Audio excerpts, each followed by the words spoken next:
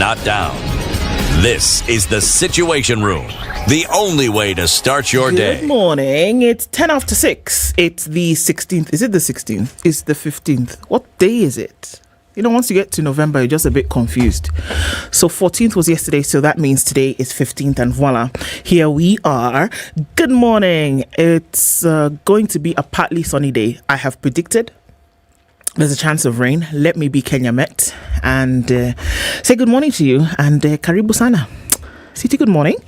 Good morning. How are you? I am actually very well. You're very well? Yes. Okay. I'm happy to see you. And I'm also very happy that this hat, this is a pullover for your head. It's a Marvin. That's what it is. How do you spell that, Marvin? Like the name, Marvin, like Marvin Gaye. Marvin, Marvin. Okay. It's a Marvin. The person who gave it to me told me specifically it was meant for cold weather. Yes, and it is cold weather. Such as the one that we are currently experiencing. Yes, it's the one we experience. That is a sight I would love to see. City dancing to that song in that hat. Absolutely. Yes. Edna saw What the hat. will it take? Where? What do we need to? Yes, how much do we need to put on the table for that to happen? Edna saw the hat and she said, no. This reminds me of a particular song, and that is how we say good morning on Wednesday. City, you have done us well. Well done. Made Edna's morning, made mine. And Mark Bichachi, good morning. Good morning. How are you? Good. This thing can be a thing. It can be a thing. I actually like it. This waking up. Yes, I like the waking up. I like the fact that I've got to think about 10 different topics at a time. It's exciting. And then trying to sound smarter than do and CT at the same time. Wow. Yes. Do you see now? Challenge accepted. Comparison. Yes, it is intellectual, what do you call it? Fencing. Sparring. Yes. Sparring. Okay. Yes. Did you have a good afternoon yesterday after, good morning? Let me just tell you, I was between an avocado and a human being. A literal avocado? Yes, like I was almost vegetative. That's what I did. Essentially, he's telling you as a plant. I was going to say, what? Mental faculties were missing. That's what happened. It'll do its thing. It'll do its thing. But, you get used to it at some point. I hope so. Well, good to see you both. Like we said, Eric is away for a few days, and we continue with conversations. I'm going to let you know before we take a look at what the weatherman says for today, the conversations that we'll be getting into this morning. All right, at 7 o'clock, we will have a conversation on boosting intra-Africa trade. There's been a lot that's been going on. There's government-to-government conversations. There's oil. Who is buying, who is not? Which middlemen are we going to knock out? How are we going to open barriers? What are we going to do to to ensure that we keep gates open for African countries to trade amongst themselves, almost mimicking what's happening with the European Union? Questions back and forth. And so we'll be joined by two gentlemen, one from the Kenya International Freight and Warehousing Association and the other from the Kenya National Chamber of Commerce and Industry. Will be with us at 7 o'clock, and we'll open up those conversations. Should be fun. At 8 o'clock, we will be joined by the CEO of the Institute of Public Finance, James Moragori, not a stranger to the room, but we will be looking at the supplementary budget. What was it for? Where did it go? How will all of this play out with fuel prices and taxes? So he'll join us at 8 o'clock. And then at 9 o'clock this morning, Basil Robert Ngui is the Member of Parliament for Yatta constituency. Members of Parliament hold a very critical role when it comes to legislation. They hold a role. Whether they make sure that role is played out, that's a totally different kettle of fish. But he'll be with us here, and we'll talk about what it will take to bring down the high cost of living. Everybody still says high cost of living is a thing, must be addressed. We'll have that conversation at 9, and that's what it's going to look like this morning as we get into it right about now. Let's take a look at the weather, and then we'll come back. We see you all trickling in this morning. We'll say hello to you in just a bit. Say hi to us. Say hi to Edna, and let's get the morning started. But we'll kick it off with looking into the weather and seeing what's up with that. We're back after that.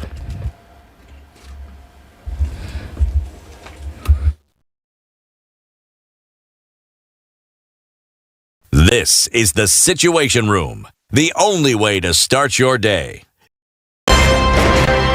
When you're impeached, you're impeached. When you're sentenced, you're sentenced. Madam Chief Justice. Until the sentence is set aside. Ukibeba vitu kwa roho utakufa. If you carry things in your heart, you will die. The reason for which you went to school and then gathered experience, that reason must be paid for. All right. Okay. This level. Shape up or ship out. Levels don't change. No. Since I'm not shipping up. You're my business partner here. Shipping out. Are we talking about the sheep in the bathtub? Or Or the ship man.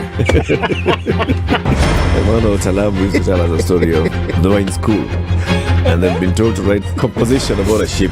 His classmate raised a hand. Teacher, are you talking about a sheep or a sheep goat?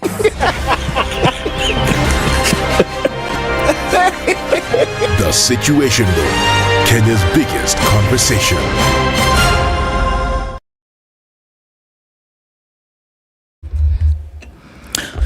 17 degrees and partly cloudy conditions in Nairobi, highs of 23 and we'll see lows of 16. It's cloudy at 15 in Nakuru, highs of 23 and lows of 14, and 16 and cloudy in Nyeri with highs of 23. We're looking into a clear Eldoret for now at 13, highs of 23 going into Wednesday.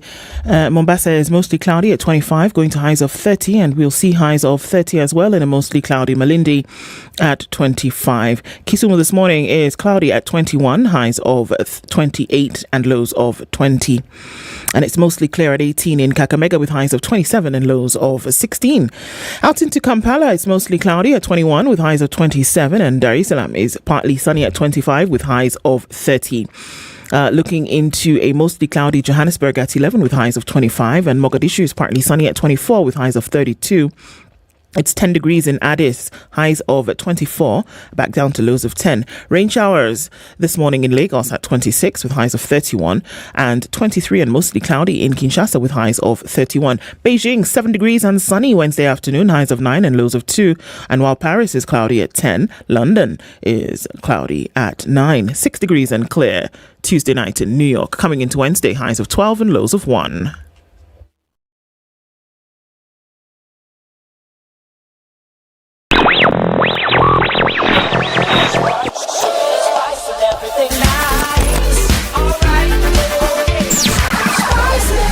Spice up your life. Mature, intelligent talk every morning. Spice up yourself.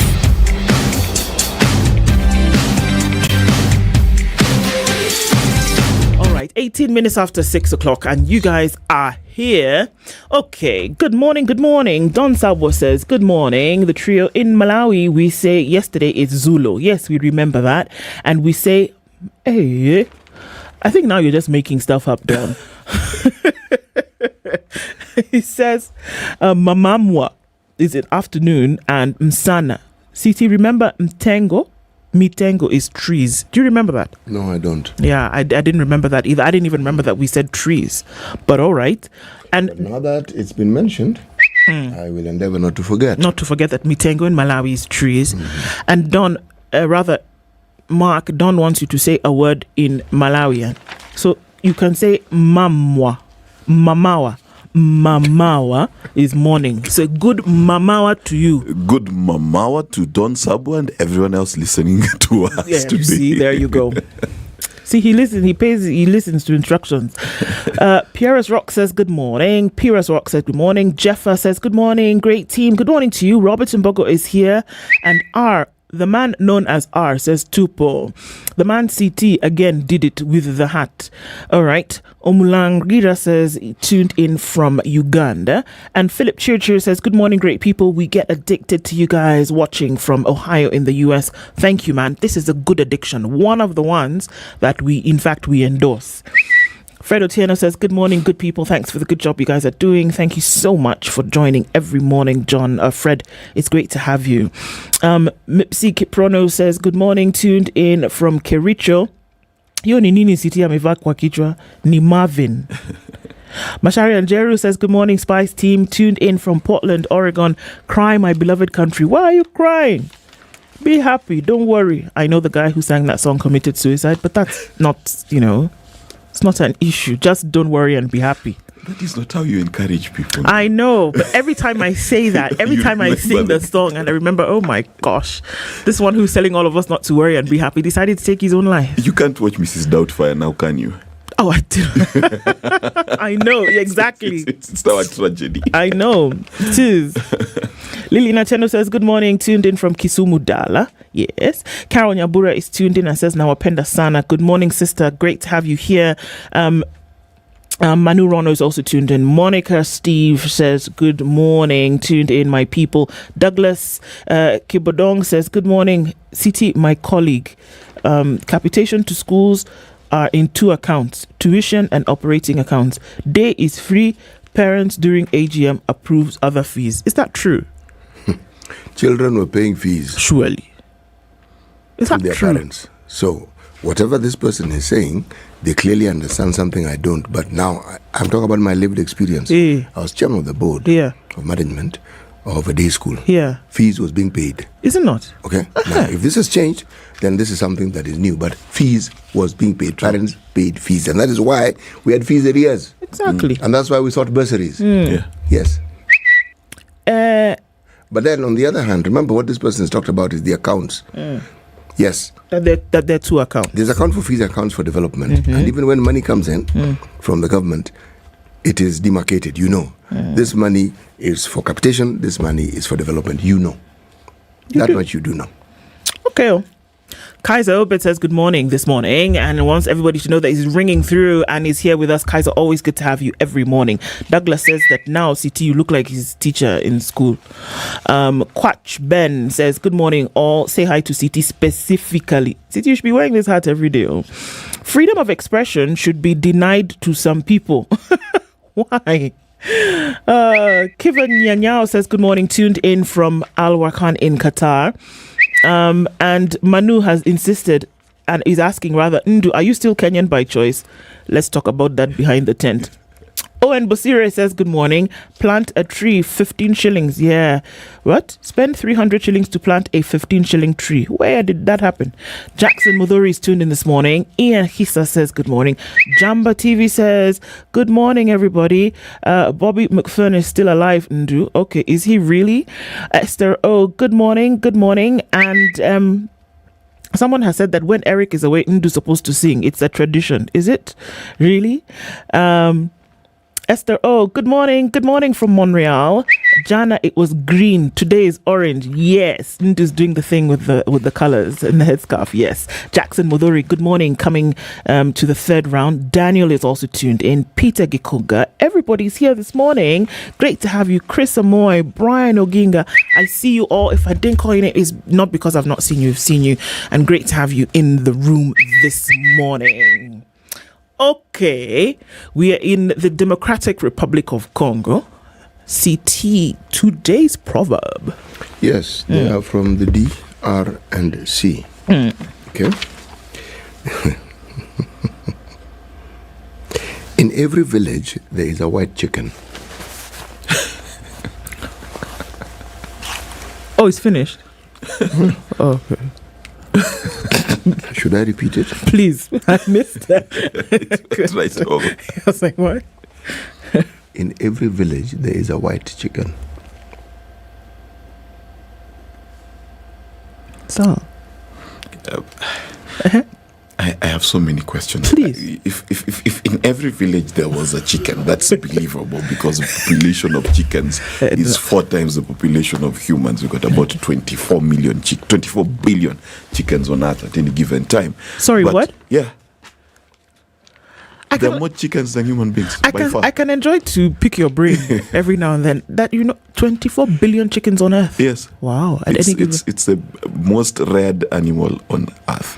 that I Yes. can believe. So there is a chicken in every village. Whether they're white though is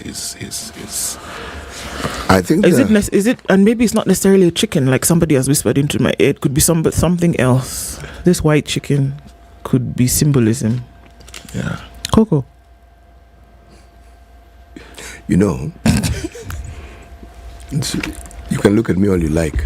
I know about my village. The other villages people come from, they can tell us whether they have white chicken or not. In your village right now, is there a white chicken? Can you be sure, like if you were to pick up the phone and call somebody and say, look around, is there a white chicken? In the homestead that I call my own, yes. There is? It's not even just one. Okay. It'll be interesting to see how this develops through the morning. How do you define a village, though? I thought you were going to say, how do you define a chicken? Yes. If it clucks and it has Well, feathers. a village traditionally was not just homesteads cluttered together, but there was a homogeneity to it in that these are people who were related. Okay, they had a common forebear. There was somebody to whom they can trace their lineage. That's what comprised the lineage. Now, as people grew, the numbers grew. One could say that the pockets of these units became diverse. But when it's not push coming to shove, but when you decided to determine why it is they were related, you could trace it again to a certain ancestor. That's how it works out. Okay.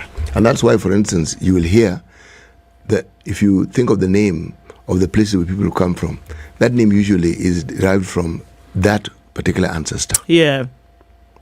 Like, I come from a place called Kano. Okay? We told the forebear was called No. Oh. No. Yes. Okay. The forebear was called No. If you go to a place called Karachuonyo, you'll find that the forebear was called Rachuonyo. Ah, voila. I see. Yes. Okay. So that is how now. And guess what? I underestimated by 10 billion. There are 34 billion chickens. Yes. They're even more. Yes. They're even more. Yes. Okay. So it's very possible. Speaking of billions, let's look at the front pages today and let's look at what's making headlines. My 120-hour ordeal with kidnappers. Din, din, din, din. It's the story. It's everywhere. It's on the front page of the Standard. It's on the Nation. I'm sure it's on the Star. And Nyeri, the woman at the center of the 17 billion shilling oil import dispute, says she was held captive in a windowless house, no less, for 120 hours and given the option of either surrendering the diesel or facing death, even as documents emerge casting more doubt on the real ownership of the fuel import load. Okay, we'll look at the details of that story, but just let that marinate for a minute. Long search for police uniform to lift its image. I thought they agreed. They didn't find another one, the baby blue and the navy blue. So there is a new search for new uniform. Oh, another one. We still don't like the one. Yes. Okay. No, Allah. Apparently, if we change their uniform, we will also change their morale and their discipline as well. Okay. Yeah. That's very good. Yeah. We should be Like changing. today, you're in orange. You should be a totally different human being today. Yeah. Just because, donned a different color. Yes. Okay. It's good. It's very good. KRA loses 791 million tax appeal battle. A judge rules that it was unfair and illegal for the taxman to demand records that are over 5 years old for audit. You want to look at that? We'll look at the details of it. State eats up 74 billion shilling fund at CBK. Okay. Xi is to meet Biden at the US summit. I wonder if they'll shake hands or walk past each other. Ruto's Sudan leader close ranks on peace. And Raila wins battle over Kangundo road plots. This is all on the front page of the Standard. I look at the business while I guess Mark can look at the Daily Nation. A puzzle of 1.9 billion shillings Kenya paid for undisbursed loans. The budget czar for the Treasury, and that is in the person of the comptroller. Margaret Nyakango says that we paid 2 billion shillings for loans that we did not get. So it's a big question mark, and folks are asking what's going on. So IPRA did the thing yesterday, and then there was some mixing up. You know how when stew is too salty, you take a potato and you throw it in the stew, and then that neutralizes. You don't have to now make a new stew. So that's what they did yesterday.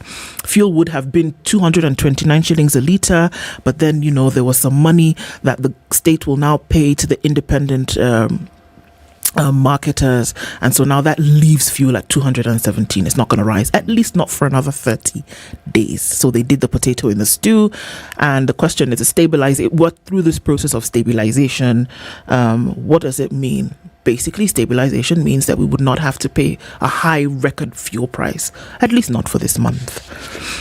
Members of Parliament increased mini budget by 200 billion shillings on debt repayment. We're going to be having that conversation this morning with James Morekuri about, so supplementary budget, what does it all mean and how does it affect us?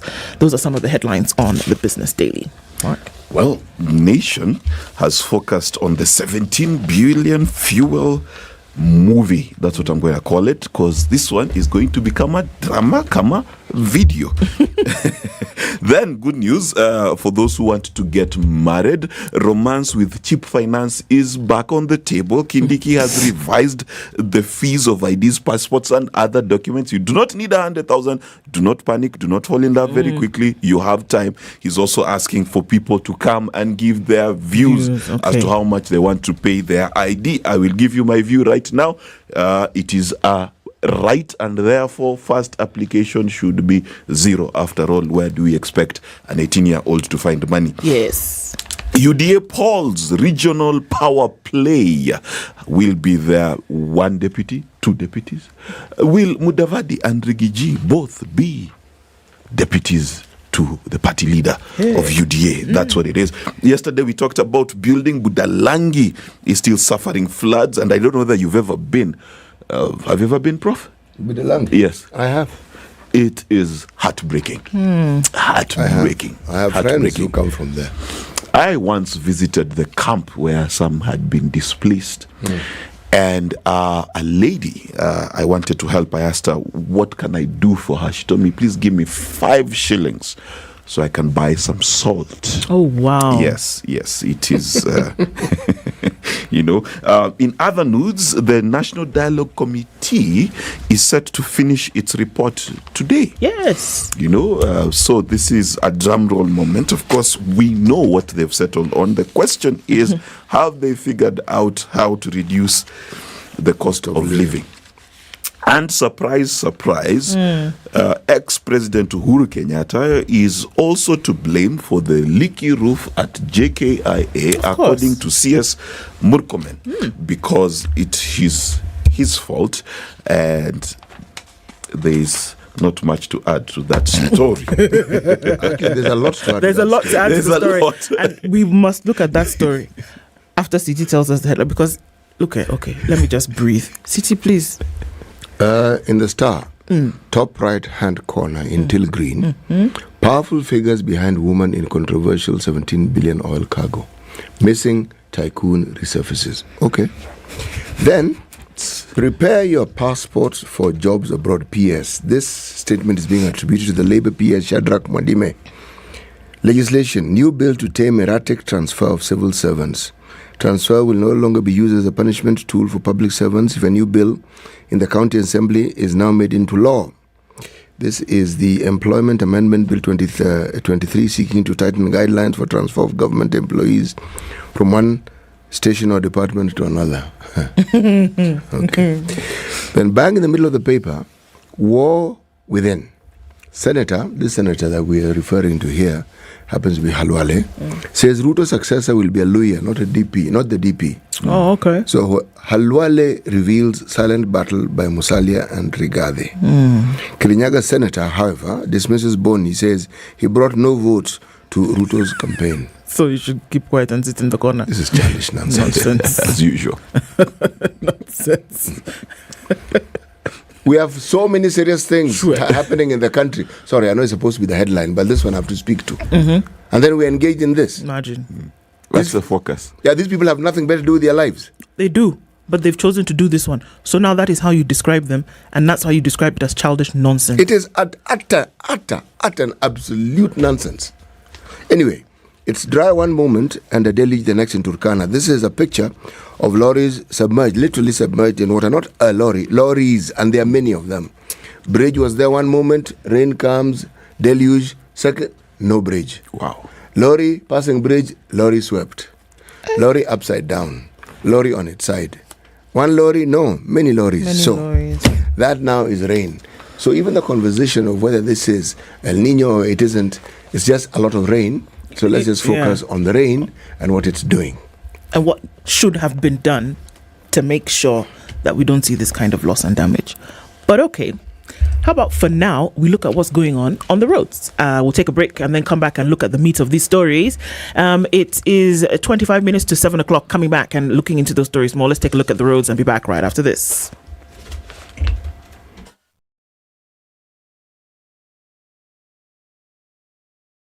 This is the Situation Room, the only way to start your day.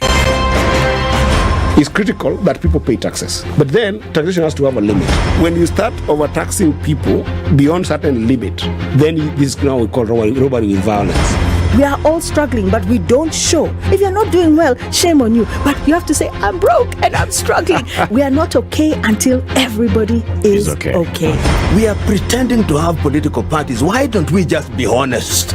And we say, these are the Luyas, these are the Kambas, these are the Kikuyus, and we find ourselves in Kenya. You know, with politics and leadership, no matter what you do, there will always be a complaint. There will always be the assumption that you're either stealing or you're not doing things right. As a leader, don't fear. If you know you're doing the right thing, you've thought about it, you've got an expert advice, do it, then understand later. This country, we don't need prayers. Prayers is between you and God. Good governance and thinkers who care about the country and not their stomach. That's what we need. The Situation Room, Kenya's biggest conversation.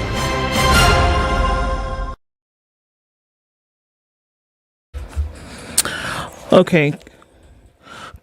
Looking at, as we come into traffic hour in a short while, we're looking at traffic that's building on the Thika Superhighway coming into the CBD and a little bit of that coming out of Westlands, but it doesn't look like we're going to have an early start towards the traffic madness. The hope is that things will go smoothly and we will not have as much holdups as we did yesterday, but you know what, new day, let's see. There's movements on Jogo Road.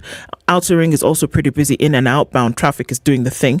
And let's also look at what's coming off of North Airport Road as you get towards, as you're coming in from Cabanas, North Airport Road going towards Outer Ring, coming in from the Eastern Bypass. There's a little bit of traffic here and there. So it's a smattering of traffic around the city where you look. In and outbound traffic, not yet doing the thing. Let's see what happens as we get closer to traffic hour, and we'll talk on Spice FM KE on X.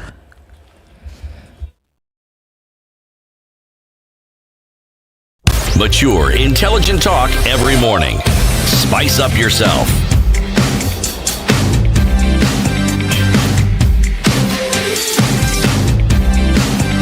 Mornings done right. 94.4 Spice FM. All right, so looking into the headlines, Mark, this story about how it's raining in the airport and it's Uhuru Kenyatta's fault. What's wrong?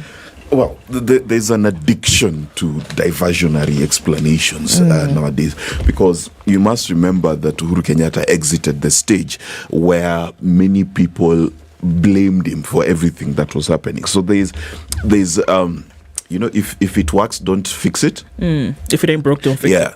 So basically, what Murkomen is saying, that the same way we are blaming the economy on Uhuru Kenyatta and the doldrums we're going through on Uhuru Kenyatta, the airport not being fixed and it leaking as it was 2 days ago is a fault of Uhuru Kenyatta's and how he built it. Never mind that when you take over any institution, you take over as is and proclaim yourself to be in charge of how we shall operate moving forward. Are we saying that from the time Uhuru Kenyatta left office, it has not rained? Yeah. It has rained.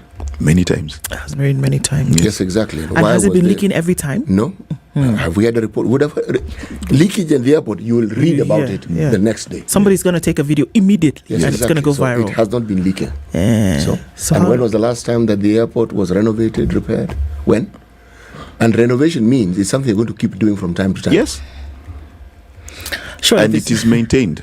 Yes. Because before a roof leaks like that, you will notice trickles of it. You will notice something going wrong. And then 2, let's remember that that airport has not been finished being constructed. Yeah. If you go to the Terminal 2, which is at the bottom there, it's still a tent.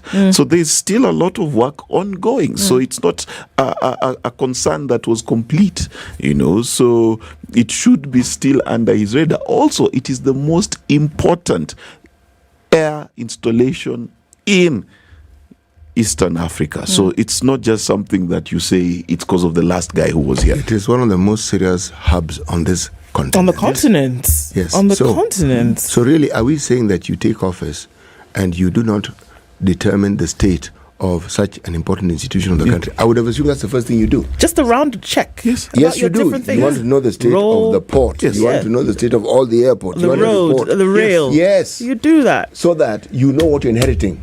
But also, you need to remember, this is the same CS who had the capacity to walk to the expressway and tell us in a day that 600 million worth of damage was done in one day. So he is clearly effective in such matters. So he should be able to have assessed the airport in a day as well and told us what was needed to be fixed. What, you stand somewhere, take a look, and you can figure out 600 million worth of damage? That's how brilliant he is. It's fantastic. Yeah. It's genius.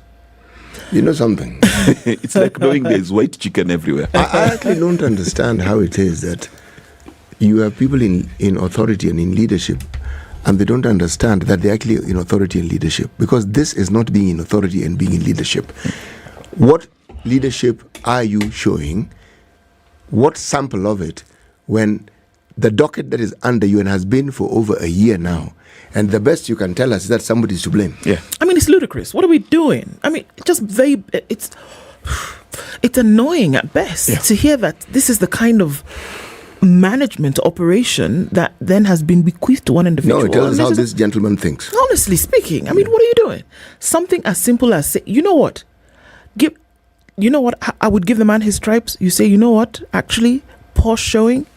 This thing is leaking. We are fixing it. Yes. And we will make sure we maintain going forward. Period. But that's maturity. Absolutely. And I would have said, absolutely, I doff my hat. Please fix it. Because this is the problem. Yes, we see the problem. We're going to fix it. And then moving forward, we'll make sure that such a thing does not happen. That's it. But also, it shows complex where you refuse to be seen in a bad light. That's a very bad complex to have as a leader. To be seen in a bad light. Leadership is not a popularity contest. Yes. If you are to lead, you will make mistakes. 100%. Because you are doing things. He who is a leader who claims to be and doesn't make mistakes, that person is doing nothing. Yeah. Absolutely. And CS, I think it is time. You forgot the name Uhuru Kenyatta, and I think this government is addicted to that excuse. You know when it was time? Yes. The minute the Bible was picked and said, I, this club, and my government, that was the moment it was time to forget about Uhuru Kenyatta.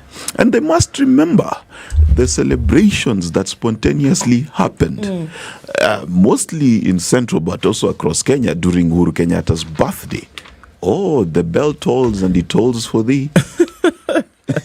Indeed. Yeah. For whom the bells toll. Exactly. Okay. Now, I think that there are diversionary tactics being played, but the headline that's across most of the dailies today, and even on one, a couple of internationals that we saw early this morning, this lady called Nyeri Njoroge, who is now supposedly said to have been kidnapped and held for 120 hours over this 17 billion shillings diesel that she did or did not bring into the country, is now saying that her abductors told her to choose between death and forfeiting the diesel. We don't know which one she chose. And Nyeri is said to have gone missing Thursday from the DCI in Nairobi, where she had allegedly gone to record a statement over the disputed ownership of the diesel between her and Galana Energies Limited and Aramco Trading Fujira. Okay? Now, on the 8th of October, Anne is said to have reportedly met a member of parliament who advised her to pursue the case at the DCI headquarters.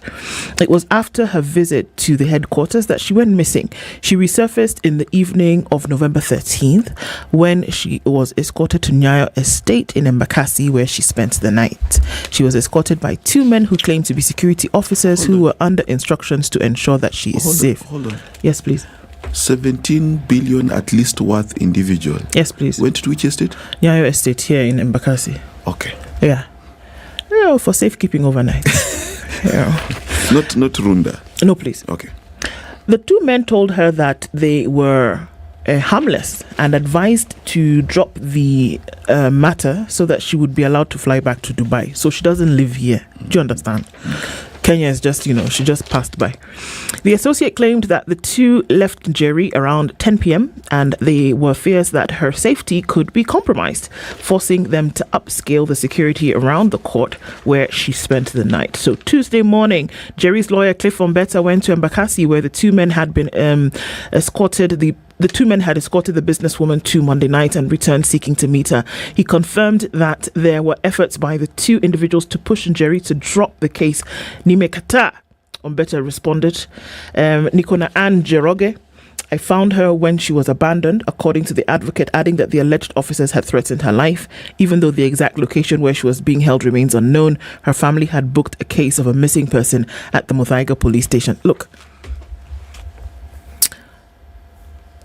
smoke screen, mirrors, all kinds of things going on here because what is the real issue? Where is the diesel? Or probably already in the pump? What are we talking about here? And again, I still bring up the question. This is not the first, it's not the only, it will not be the last time that fuel docks at the ports in Kenya. Fuel comes in, independent marketers are the ones who bring the fuel in all the time. Why is this particular case so special? And why is it that all this controversy and these billows of smoke are blowing up all over the place? Why? And it's standing in for something else. Let me just zoom out a little bit and situate this broadly. First, we've got Galana, we've got Oryx, and we've got two other major oil importers that have, by the way, the sole prerogative to import fuel to Kenya today. So essentially what happens is these four bring fuel to the port and then the Totals, the Shells, your local petrol station, whatever its name is, from Gulf, whatever, Gulf is also the other one, also gets fuel from the port. Yes. So now, the question is that, one, this particular fuel deal, this G2G deal, they call it, was supposed to ensure that the demand on Forex on our country is eased. Yep. Okay? So this has effects on the value of the dollar and the shilling, etc. Then it has effect on our relations with Uganda, most especially our biggest import-export partner, by the way. So therefore, how then does someone who is not Galana, someone who's not Oryx, someone who's not Gulf, suddenly enter the market and claim to have 17 billion? Now, here's where it gets more interesting. The agency in charge of this importation of fuel has said all her documents do not... They have something Yes, wrong. they don't speak truth. If they don't speak truth, why is it an issue? Okay? You see, if you show up to the bank with a fake banknote, the bank will not bother with you. They call the cops, they put you in, and the thing is done. If her documents are fake, she should not be in a windowless room. She should be in a room with a bars and a policeman outside. So, of course, the intrigues beyond this are the fact that we are playing with something of national importance. We are playing with something that will change the value of our dollar. And we are playing with something that could change the price of our fuel. Or playing with something that could maintain the price of fuel at the very high price that we see it, instead of it coming down to what Kenyans would hope. Yep. Because that also is a huge possibility. Not forgetting that South Africa reduced its price of fuel by an equivalent of 14 Kenya shillings just last week. But maybe they use different fuel. It's possible that the diesel that they get is different. Look, this story is probably going to unfold a little bit more. Will we be told the truth about what is happening? Doubtful. Will we ever know? Will this go away in the same billow of smoke in which it arrived? Probably. Mostly. Yes. Most likely. It's a ninja story. Yes. It is. Someone made a joke and said that maybe there are more ninjas in the world, and we only know about the Japanese ninjas because they are so bad at hiding. City, over to you. All these things that I read, and I'm thinking of those of us in the media, and I'm looking at the headlines, and the nation face behind 17 billion fuel. Okay. Puzzle of 1.9 billion shilling Kenya paid for undisbursed loans. Star, Halwale reveals silent battle by Musalia and Rigathi. Standard, 120 hours will deal with kidnappers. The issue about the education of our children has taken a back seat. The issue of the cost of living has taken a back seat.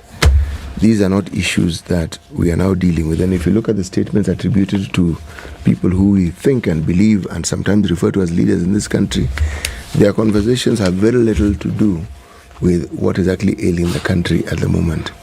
So really, if I were to take the view that the political leadership in this country don't really give a hoot about the citizens, would I be wrong? You would not be wrong. You would not be wrong. Yeah. And if I were to say that the media, in our wisdom, have also joined them, because we can highlight the plight of people who are going hungry. We can highlight the plight of what this excessive rain is bringing. We can highlight it and juxtapose it to promises that were made of things that ought to have been done and which clearly have not been done. It's true. And what it's costing us. But what on earth are we then highlighting? My 20 hours will deal with kidnappers. You are alive. That's good enough. That's Move it. Keep it moving. Yes, exactly. This thing should have been somewhere immediately after these small ads, okay? Because that's how significant it is. You know what? Professor Gola said something yesterday that I hadn't really heard like that, where he said that a government has no business outside of feeding its people, outside of treating it sick, Yes. educating its children, and guaranteeing that markets are open. And guaranteeing security for its people. Those 5 things, if those 5 things have not been covered, you have no business doing anything else. Let all these other things come. Look at the nations today that thrive with international trade, for example. Tell me one that is thriving in international trade and look within its borders, whether its people are suffering from lack of food, lack of education for its children, lack of medical treatment where it's needed. Is it possible? Can you see the two it's happening void of each other? It's impossible. One of the things that you quickly learn when you visit any society that we call advanced, people look at the money. I always look at the culture, and by that I mean the means by way they govern themselves. Organization, security, and by security I don't mean just from harm. I mean security in terms of your health is secured, are some of the things that are the hallmarks of any advanced society. I'm sure even aliens, if they landed here, they would be quite surprised at how backwards we are in terms of what we prioritize, not just in terms of what we talk about, but also in terms of what we think is most important. You know something, Mark? People assume that security means police, the army, GSU, guards. That's not security. Security are people. Yes. Do you really think that the crime rate will go up or down if people are guaranteed to have a school for their children, to get food they can actually afford, to ensure that they can actually get medical care they can afford when they need it? Do you really think that all this crime that we keep talking about will escalate or it will go down? It will go down. To go down. Of course. Yes. That's for sure. Now that is the whole point. Yep. The security that I enjoy wherever I am has to do with my neighbors. It's not the high wall that we have. In fact, that wall could cause me more harm, because if someone entered the gated community I live in, I'm locked in there. And if that wall is really high, no one will know what is happening. Absolutely. So who does that wall You're not getting help? out. Who does that wall? The conversation, and this one is to us in the media, we are getting this thing wrong. We are highlighting things we should report on but not give the prominence that we give it to. We are in dire straits in this country. There is a genuinely serious problem, and it isn't 20 hours of kidnapping. It isn't Halwale and Musalia and Rigathi. It is rather the deluge that we now have. It is. Yeah. It's 2 billion shillings having been paid for loans that We did Kenya not never got. receive. That is an important That piece is of an yes, issue. it's And and what it means. Here we are when Nyakango is saying that taxpayers, now that's it, you and I, everybody else, paid 1.89 billion shillings as commitment fees between July 2022 and September 2023 for loans that have never been dispersed to the country. Yes. We don't even have to go to the rest of the details of this story. And the controller of budget says she does not have visibility on where that money went and what it is for. The controller of budget, the person who gives out, And the person who ought to know where these things go. Exactly. So she doesn't know. and this is the third time she's speaking and giving explosive details, some of which, of course, was about the inflated, and the story also talks about it, the inflated costs of the salaries of state officials, right? And same big issue, MPs have increased the budget by 200 billion shillings to fund higher loan interest rates occasioned, CT, by the devaluation of the shilling against the dollar. 200 billion shillings more on loan in interest. In interest. Not on principle. Yeah, on Right, interest. On interest. Because of the change of the Yes, currency. Yes. And those are the things we're looking at. And that's that all to the way happen- back on page 10. So there are 9 more stories more important than that. And can we in the media explain how it is the dollar keeps gaining on the shilling, how it is we keep losing? There are explanations for this. There are people who understand this subject. And you think this borrowing is helping our situation. It isn't. It's actually worsening it. Because we borrow in dollars. Yes.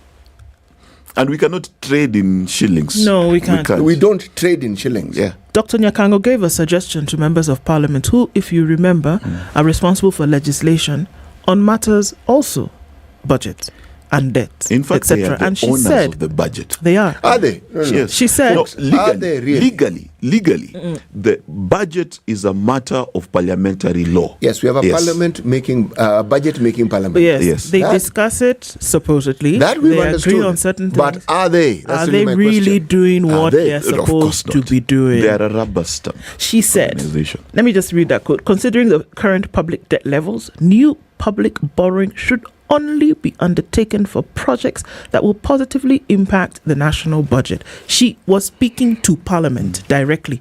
It's almost as though she's telling them, let me remind you guys about your job. Yeah. When you're making these budgets, please look at what's happening in the country. Don't just sit in this room and these silos that you've created and now discuss issues only known to yourselves, but look at what's going on in the country. As you're looking at new budgets, can you take into consideration that we should only be accepting that if something comes to your desk for legislative attention, when it comes to money that you will now take in loans, please, for the sake of all things good, don't take on more debt except it's for a project that we can see is viable and that connects directly to the national budget. If it doesn't, you actually have the power to say no. Yes, they do. But have you ever seen the proceedings of Parliament on a normal day? I have. Have you seen how many parliamentarians show up? I was going Like to say, 3.5. have you counted the empty seats? Like 3.5 Yes. Yes. are there. Yeah. The biggest issue is this. First problem. MPs are paid sitting allowances to do what they are supposed to do. So what do? They are incentivized, one, to be out of parliament because you get more sitting allowance if you're in Mombasa, Naivasha or Nakuru. So that's number one. So there's no incentive for a parliamentarian to sit in parliament. To the extent that we are forced now to pay them sitting allowance for being in Nairobi, but you cannot compete with the sitting allowance in Mombasa because that's 40,000 shillings more per day. Yeah. Number two is the standing orders of the House and how it is set up. It's supposed to be that the committees are supposed to be active. If you go to Mombasa, in those 5-star hotels where those meetings are being had.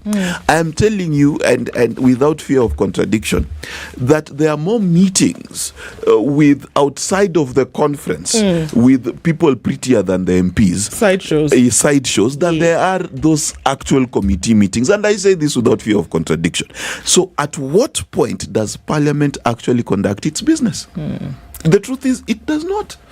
See, there's a lot of noise right now, and the office of Dr. Nyakango has, and she herself, very vocal. It is important that we actually mark this right now in terms of what's going on and hear what she's saying, and hopefully those in the positions of responsibility can do something about it. We're coming to the top of the hour, coming close to 7 o'clock. Let's listen to the news, and then our conversations continue right after this, 7 a.m.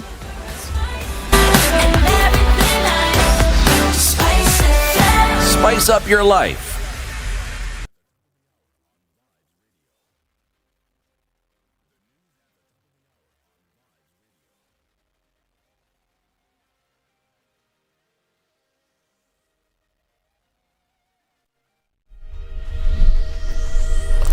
Good morning. This is the news wire. I'm Leah Obaga.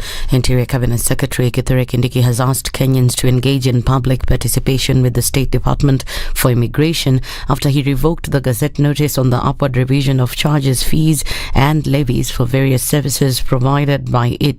Kindiki has published new intended charges, fees and levies for the same services to take effect on January 1st, 2024, and Kenyans have until the 10th of next month to participate in the charges. The only significant change, however, is the application for national IDs from the reviewed 1,000 shillings to 300 shillings. The fee for replacement of lost IDs has also been reviewed to 1,000 shillings instead of the intended 2,000 shillings. New birth certificate applications will cost 200 shillings from 50 shillings, and application fees for death certificates have also quadrupled to 200 shillings. Meanwhile, the charge in the clergy of Kenya has continued to criticize the government over the high cost of living and taxation. The association expressed dissatisfaction with the gazetted increment of immigration and citizen services. Chairperson Bishop Hudson Denda noted that the increasing prices of marriage certificates would promote immorality among the youth. If the fees that is suggested will be charged on people doing a wedding, that will be double taxation, because as a church we buy marriage books at 25,000 from the government so that we can register marriages. And so charging the same people again the much that was proposed, it is double taxation. And two, it will discourage the young people from getting married in a godly way. And therefore, at the end, then probably that can only encourage LGBTQ and prostitution and other things, which we don't want to see in this nation. Police in Homa Bay have launched a manhunt on a man suspected to have defiled a 9-year-old girl and thereafter stabbed her eyes. Police say the man waylaid the girl on her way to her grandmother's house before grabbing her into the farm. Speaking to journalists after undertaking an assessment and taking the girl for an operation at Homa Bay County Teaching and Referral Hospital, medics said the girl had sustained serious injuries on the rectum and vagina, adding that the assault had also caused fistula in the girl since she could no longer control her stool. The hospital father said the girl sustained serious injuries in the inner part of the eyes. A case has been filed challenging the appointment of 46 people to the office of the High Commissioner, ambassadors and deputy ambassadors.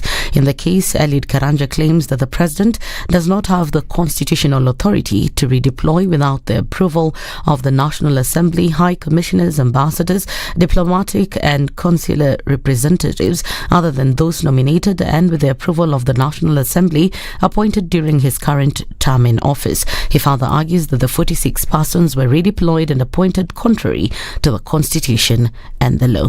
And Transport CS Kipchumba Murkomen has faulted the previous government for the poor management of the Jomo Kenyatta International Airport. Murkomen said the previous government did shoddy work in the maintenance of the JKIA facility and other 12 airstrips across the country. in terms of the leaking roof is actually a show of neglect for many years. But we are not sleeping on the job. We have made great progress. We are going to sort out these issues. The government has a good plan. That plan is on course. For now, the contractor is on site to do minimum repairs, but we have a plan to make sure that we do a more comprehensive repairs. He further said that the contractor who worked on the project had been summoned. There were smaller pipes that are carrying water that they said that because of the temporary structure that is in place, when the aeroplanes take off and land with the heavy vibrations, they delinked those pipes because they are of lower standard and they are smaller. So we're trying to fix the pipes at the moment, and at the same time, this is a temporary measure and working progressively to make it more long-lasting. He added that they'd fixed the power outage challenge at JKIA by installing a generator. You saw the other day we tried to fix the question of generator. We haven't completed quickly as we wanted because the contractor has been a little bit slow, but we reduced the time of the interchange, which is not an excuse because the contractor should be finishing in good time, although he gave the excuse that if he had to do it fast, he was going to interfere with the existing lighting infrastructure that was working. That's the News Wire. I'm Leah Ubaga.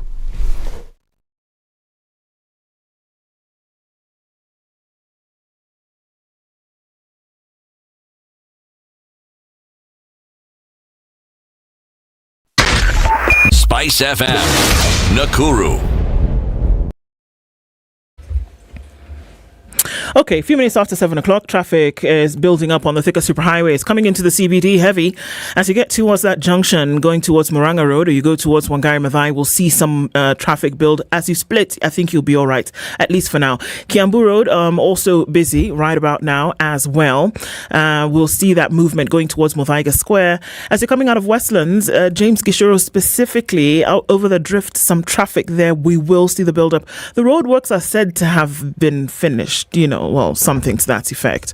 And so that's why we're still seeing some traffic, but, we'll see is a whole thing right about now. Jogo Road is busy. Landy's then going towards Kamkunji at the roundabout.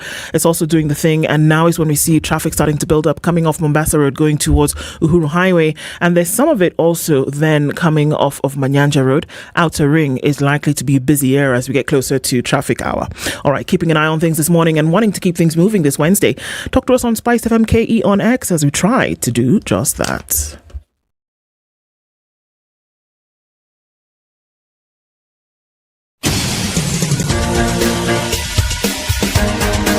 This is The Situation Room, the home of hard-hitting political commentary and penetrating insights about the state of the nation. This is a talk radio experience like no other. The Situation Room, a place for hard truths, debates, and elevated conversations. The Situation Room, witty, political, engaging, deep, controversial. In the room, we have C.T. Muga, researcher, academic, seasoned political observer, a fountain of wisdom in these politically uncertain times. Ndu Oko, Nigerian by birth, Kenyan by choice, communications expert, Pan-Africanist, a truth seeker and believer in people power, and Eric Latif, agent provocateur, the man in the chair, seasoned journalist, news hound, a man who believes in punching up, not down. This is The Situation Room, the only way to start your day. Good morning at 7 minutes after 7 o'clock, wherever you're tuned in around the country. This is Kenya's biggest conversation. Spice FM KE. Our live streams are up on YouTube and Facebook. And we say welcome to the second hour of this show today to our audiences on KTN Home. Karibuni Sana. And we're getting into conversations this morning at this hour from government to government. Our guest for the hour is already seated, and we'll talk about that in just a bit. As we get towards the end of the year, thinking about what's going to happen next year, school is a big one. And Kiwi is a name that we all know. And Kiwi says, you know what? Step up and shine all the time. And another way for you to step up and shine is when you actually are able to pay for school fees. How can you do that? Walk into any supermarket where you will find Kiwi with the new logo on display. And as you pick up your tin, you will find a starburst. On that starburst, you'll see a code, which is *459 *5#. Dial that and input the code which you will find under the lid once you actually do pop the tin. Now, under that, you'll find the code, you put it in, and you instantly win airtime or data. And then you also get a chance to enter into the draw, which sees 4 people every week win 35,000 shillings that goes towards school fees come January. It's a good thing. And Kiwi says, still, you can step up and shine. So that's something you should do around the country every day. This hour, we're having a conversation about boosting intra-Africa trade, and 2 guests will join us. One of them is already here. Frederick Alo is the National Secretary of the Kenya International Freight and Warehousing Association. Good morning, Frederick. Good morning, Du. Karibu sana. Asante. All right. Getting into that conversation this morning, but we don't do that because we're a tradition here, and we want to get you thinking a little bit this morning and giving your opinions. Asiti gives us the proverb from DRC. Yeah. Yes, proverbs the whole of this week come from the Democratic Republic of Congo. Yeah. Okay. In every village, there is a white chicken. Now, I can say this with certainty that when we had the last census, they didn't count the chicken. No? Well, Mark did. And so Mark may have. We're then going to ask where Mark comes from, because that's where people have census of chicken. Well, I am a certified lawyer, so by birth I am a professor of chicken. Oh, okay. Well, Frederick. Yes. Okay. Like Mark has said, he's a certified lawyer. I'm also a certified European. So we are not that far from the chicken. In that case, yes. What do you make? Yeah, exactly. It's a derby. It's a chicken derby. The chicken derby. At this point. Yes. What do you make of this proverb? Every village has a white chicken. Every village has a white chicken. I think from the literal meaning of this proverb, I think number one, from the African traditional setting, chicken is part and parcel of our village. And from the way I can see it is that maybe what the saying tries to portend is that we have people with different unique qualities amongst us. Yeah, you might maybe from the African traditional setting, you might get a family of 10, but maybe one has very unique setting. I think that's from the literal general understanding about it. Yeah. He's looking at you, CT. I know he's looking at me, and how right he is. Give me the traditional setting, and he is right. Huh? Yeah. A homestead was incomplete if we didn't have chicken or cows. Yes. True. You could throw in the odd sheep. Goats were not very common. It's true. Sheep, chicken, cows. That's when you felt the homestead was complete. And there were the cockerels who make noise very early in the morning. And yes, because a lot of the activities in the rural setting had to do with tending to these. Very early in the morning, people woke up to go to the farm, to milk, to all these things. So, yes. Interestingly enough, there is a modern push, speaking of chicken, I forget the country, where they gave a certain village, a cul-de-sac, if you will, 3 chickens per household for free. And they reduced. So the idea was not you go buy chick meal and chicken meal. Yeah, if you had scraps in your house. So your chicken scraps are what you feed your chicken. Okay. Well, with these 2 gentlemen, we could talk about chicken the whole day. Not likely, yes. But how about we talk about trade on another level when we look now at intra-Africa trade and the conversations that have been going on here in East Africa, around the continent for years, in terms of what we need to do to boost trade amongst ourselves as nations, the barriers that need to be lifted, and all of these conversations happening. The most recent with G2G, especially when it comes to fuel, and we'll get into that this morning. But let's start off, Frederick. First of all, the National Secretary of the Kenya International Freight and Warehousing Association. What do you do? Thank you very much, Ndu. Kenya International Freight and Warehousing Association is a body of all the customs clearing agents in the country. You realize that maybe if, let me from a little background, you realize that the Kenya Revenue Authority has two departments. We have the Customs and Border Control Department and the Domestic Tax Department. So our members, we are domiciled at the Department of Customs and Border Control. So what we do, from the layman outside there, we are referred to as clearing and forwarding agents. So what we do is we facilitate the logistical processes for all goods that come into the country and those that leave, all the imports and the exports. Yeah, so that is where we are domiciled. Kenya International Freight and Warehousing Association, we have 1,200 members who are licensed by the Commission of Customs and Border Control to do these cross-border processes. Yeah. So you're not approving products, because we know that there are bodies that do that. I mean, there is the Bureau of Standards. There are very many. What you're doing is essentially, as they come in, you're sending them off to the next destination, or as they come in, you're sending them out. So bringing them into Kenya, sending them to the destination, or as they come to the port, sending them outside of Kenya to their next destination, isn't it? Yes, yeah. What we basically do is that we act as a link between the trader and the government agencies. You realize that in Kenya, we have like 32 government agencies that are involved in the cargo clearance processes. So, for example, if you were to import a car, you look for a clearing agent. Number one will help you with the logistical process. Let's say you want to import a car from South Africa or maybe SBT Japan. Our role entails looking for the clients, maybe connecting you with the trader. In South Africa, in Japan, we'll book this consignment either by air or by sea. We look for you the best airline or shipping line. Have your goods brought here when they reach the port or the airports. We do the customs processes. You realize that one of the things that we do is help the government in the collection of duties. And another thing that these 32 government agencies do, maybe on the regulations. So you are the link between the government and the traders. So we are in the middle there. Yes. So are you middlemen?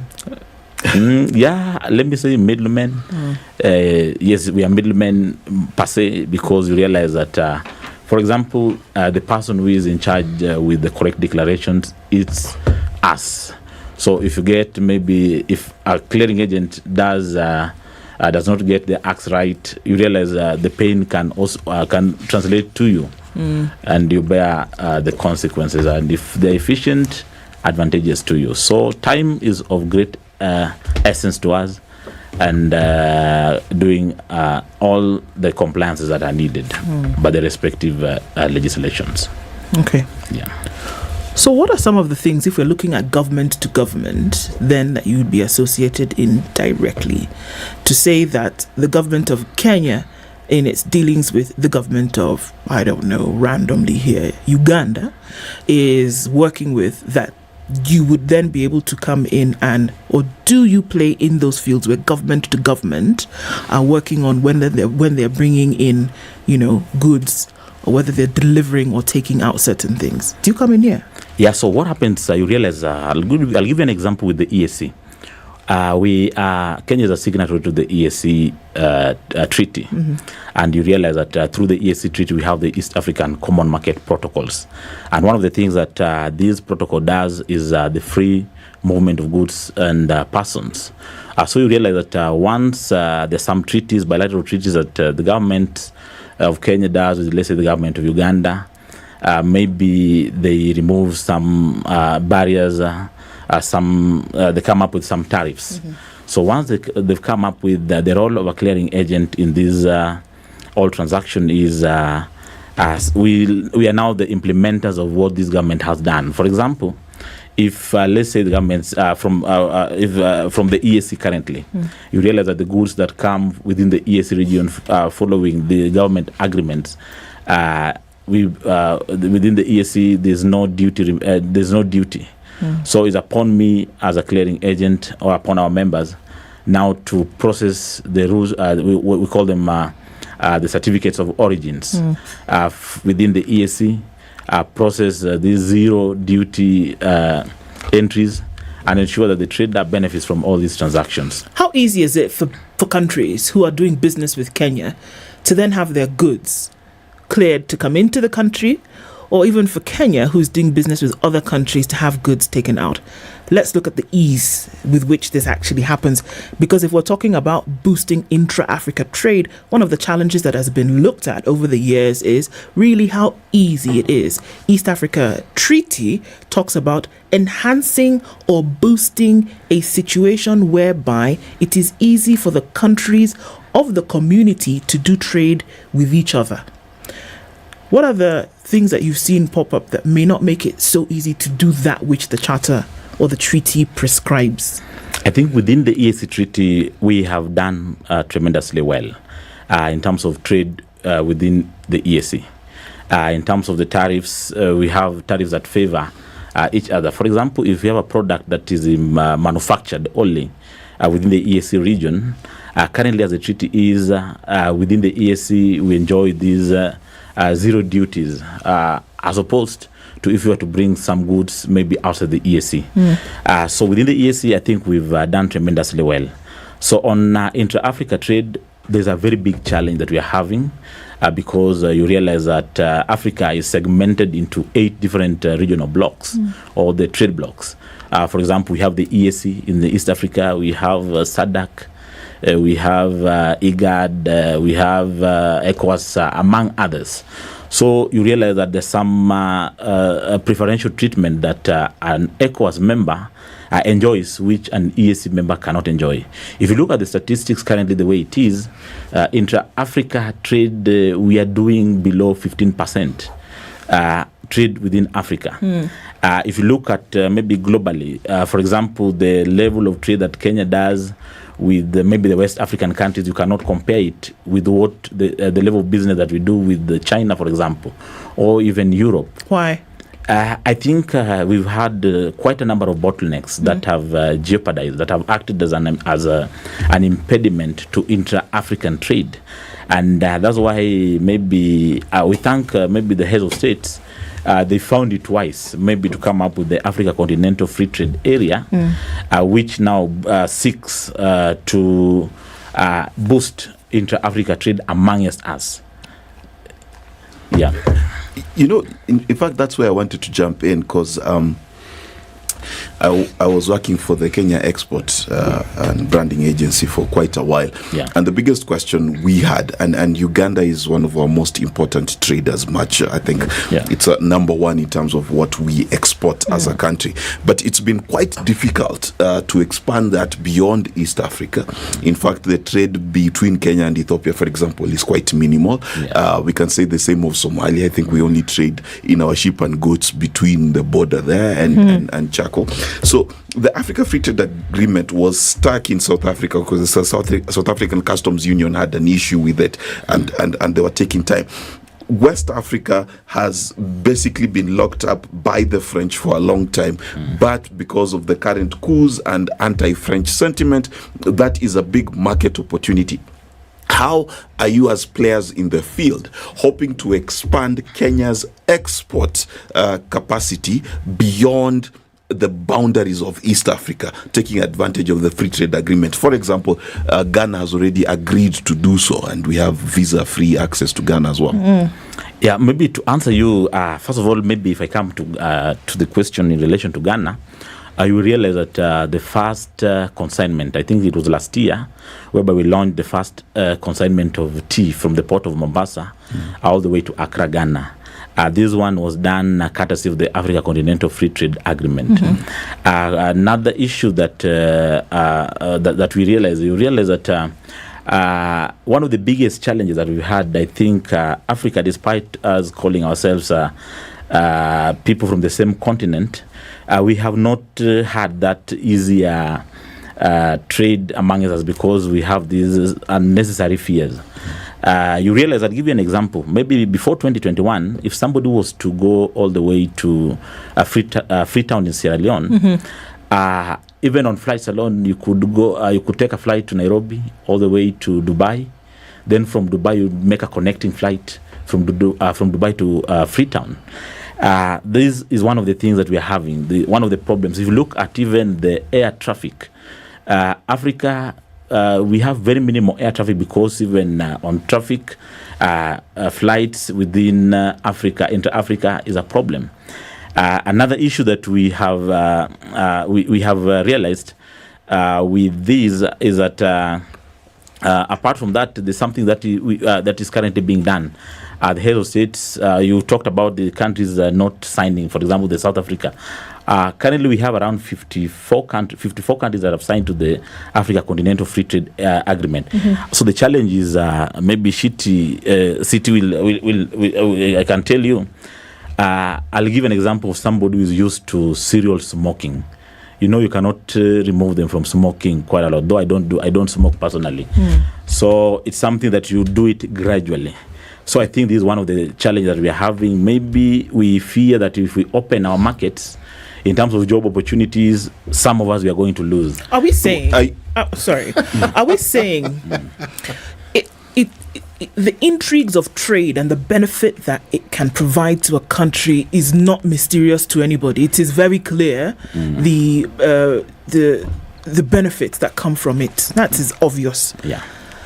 But somehow it's easy to trade with a country that is thousands of kilometers away, China, for example, and this is the same for very many African countries. But to do that thing which would seem as though it was a no-brainer within the continent, for people that to a certain extent or level that you would say we can understand, it seems so difficult. What is the real reason, for example, why flights from one African country to another, that issue till date has never been addressed? It's been discussed, we talk about it at conferences, we do top layer conversations, but it never actually goes to the nitty-gritty. If you were in Europe today, for example, if you were in Paris and you were flying to Oslo or you were flying to Rotterdam, you would spend 150 euros, 100 euros, for example, to and fro where you were going. 2 hours, you do your business, you come back. Why are we not able, and this is intra-country trade, intra-country travel, why are we not able to seriously have the conversation about reducing the cost of travel within Africa? It doesn't make sense that I go from Nairobi to Abuja and spend $1,400, $1,300. Doesn't make sense that you fly from Nairobi to Johannesburg and you spend the same amount. That you go from Nairobi to Dar es Salaam and you're spending $500. It doesn't make sense. Those should be one of the vital conversations that is happening today if we want to really talk about trading within a continent. Fun fact, the presidents of the French West Africa in 1964-65, I believe, had a conference to discuss why it was cheaper to call Paris, France from Cameroon than it was to call Niger from Cameroon. This issue has been on the table for a long time. And Africa especially has fear and phobia of ourselves. For example, one of the most feared nations in West Africa is Nigeria. Okay? One of the most feared nations in East Africa is Kenya. One of the most fearful nations is South Africa. Those three form the key axis of open market and democracy, by the way, in those regions. They're leaders in thought, they're leaders in economy, and they're leaders in influence. If those three are locked, then most of Africa is locked with it. And it's not just locked because of tariff barriers in terms of how much it costs to get things. It is also locked in terms of the culture and the phobia. Let's look at Magufuli. How many Kenyans did he chase out of Tanzania? Because he was afraid of Kenyans. So is that the only reason, Mark? Well, there are now lots of reasons, of course. We can enumerate them, but the point is that the cultural psyche of Africa needs to change, not just the laws on our books. Is it the psyche, really? I mean, I like what you're saying, and it points to something that is actually true. But ask yourself a simple question. Is integration brought about by, or the lack of it, by phobia, or is it by ignorance? Phobia at the governmental level, ignorance at the hoi polloi level. Yes, I would argue that it is ignorance that spurs the phobia. Because it is very difficult. If you look at what South Africa has been associated with in the not too distant past, xenophobia. Okay, how do you think that comes about? But don't we fear what we don't know? That's just the thing. It's very rare that you will find somebody afraid of the thing that they know. Yes, it's that they're aware of. So South Africa is it's a bit personal to me because I lived there and I experienced quite a bit of xenophobia. The South African xenophobia is different. It's different from what, for example, Kenyans would experience in Tanzania or what Tanzanians Explain how different it is different because when the ANC came into power, the enemy was the white man. It was the Burr. After 10, 20 years, around the year 2002, when Mbeki was leaving office, they needed to make another enemy. And they began to tell people that the reason why you've not felt the benefits of the ANC is because of this Zimbabwean, that those were the first culprits, who have come and they're cleaning your streets and they're opening little shops by the side. Slowly by slowly, Nigerians came in because the bulk of the population was lazy. Today, what is the biggest issue? If you watch the documentary by the BBC a week ago, lazy Mark, go gently on that one. Go gently on that one. I'm stating what is reported. Yes, I have also worked in South Africa for a long time. Yes, so not lazy. Let's look at history and give the benefits. What sort of education did the black person in South Africa have? Right. So that when opportunities presented themselves, were they even prepared to take over these opportunities? This is all very interesting because you know what it does is that it actually does then lay the foundation for the establishing of some of these habits that we are seeing today when it comes directly to trade. It's layered. And we can't run away from that because, yes, there's a charter that has been signed, there's a treaty that has been signed, there's an agreement at governmental level. Heads of state have come together time without number and said, let's open up our borders, let's allow people to come and roam free, let's allow trade to actually escalate.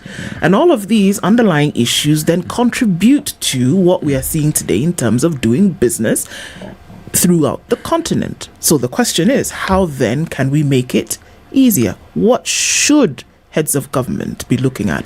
What should communities be agreeing on to make it happen? We're going to take a break. It's now 29 minutes to 8 o'clock. We're having that conversation this morning. Intra-Africa trade and how it can or should be boosted and what actually is happening on the ground. ECOWAS, for example, it was not too long ago that we have one passport where we're able to travel across. It took forever for that to happen. And so the underlying issues as to how trade can actually be boosted is what we're talking about this morning. We'll be back after we look at traffic and take a look at what's going on with the weather. Kenya's biggest conversation returns after this. Is there FTA in action? This is the Situation Room, the only way to start your day. Mature, intelligent talk every morning. Spice up yourself.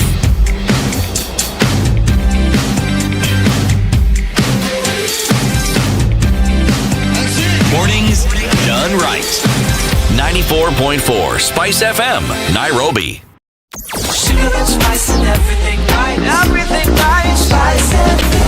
Spice up your life. Some sunny conditions in Nairobi. We'll see highs of 23, but the clouds are going to cover at some point and a chance of rain. All right, looking into a sunny Nakuru at 16, partly cloudy conditions coming in later, highs of 22.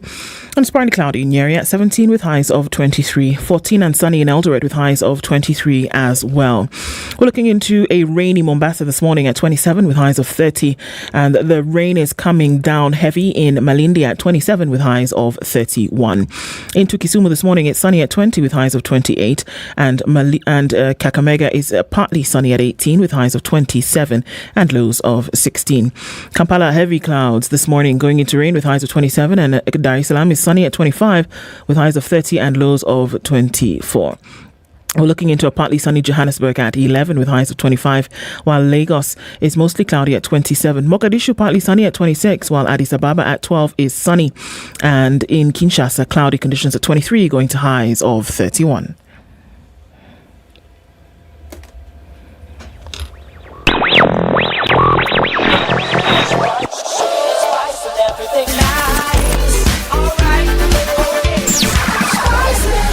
Spice up your life.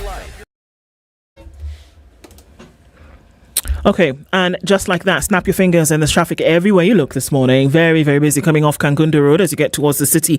Juja Road is also busy. Manyanja Road also doing the thing. Everybody at some point connecting with Outer Ring and then getting out towards the Thika Superhighway. There's traffic that's then piping in through the city, through towards Survey, and then out towards Moranga Road and Wangari Maathai. Are you coming off of James Gishuru? Well, you're stuck in that traffic just over the drift as you try to cross over Waiaki Way. For now, you should be all right getting towards the Red Hill Link Road, but we know that's going to pack up even before it does. Fingers crossed that it's not so terrible today. Are you coming off Gong Road, getting towards Naivasha Road, Riara Road? You're all going to come through and connect with James Gishoro at some point. So if you haven't left early, you will have the joys of sitting in Wednesday morning traffic this morning. Sing a song, make a wish. Let's talk Spice FM, KE on X.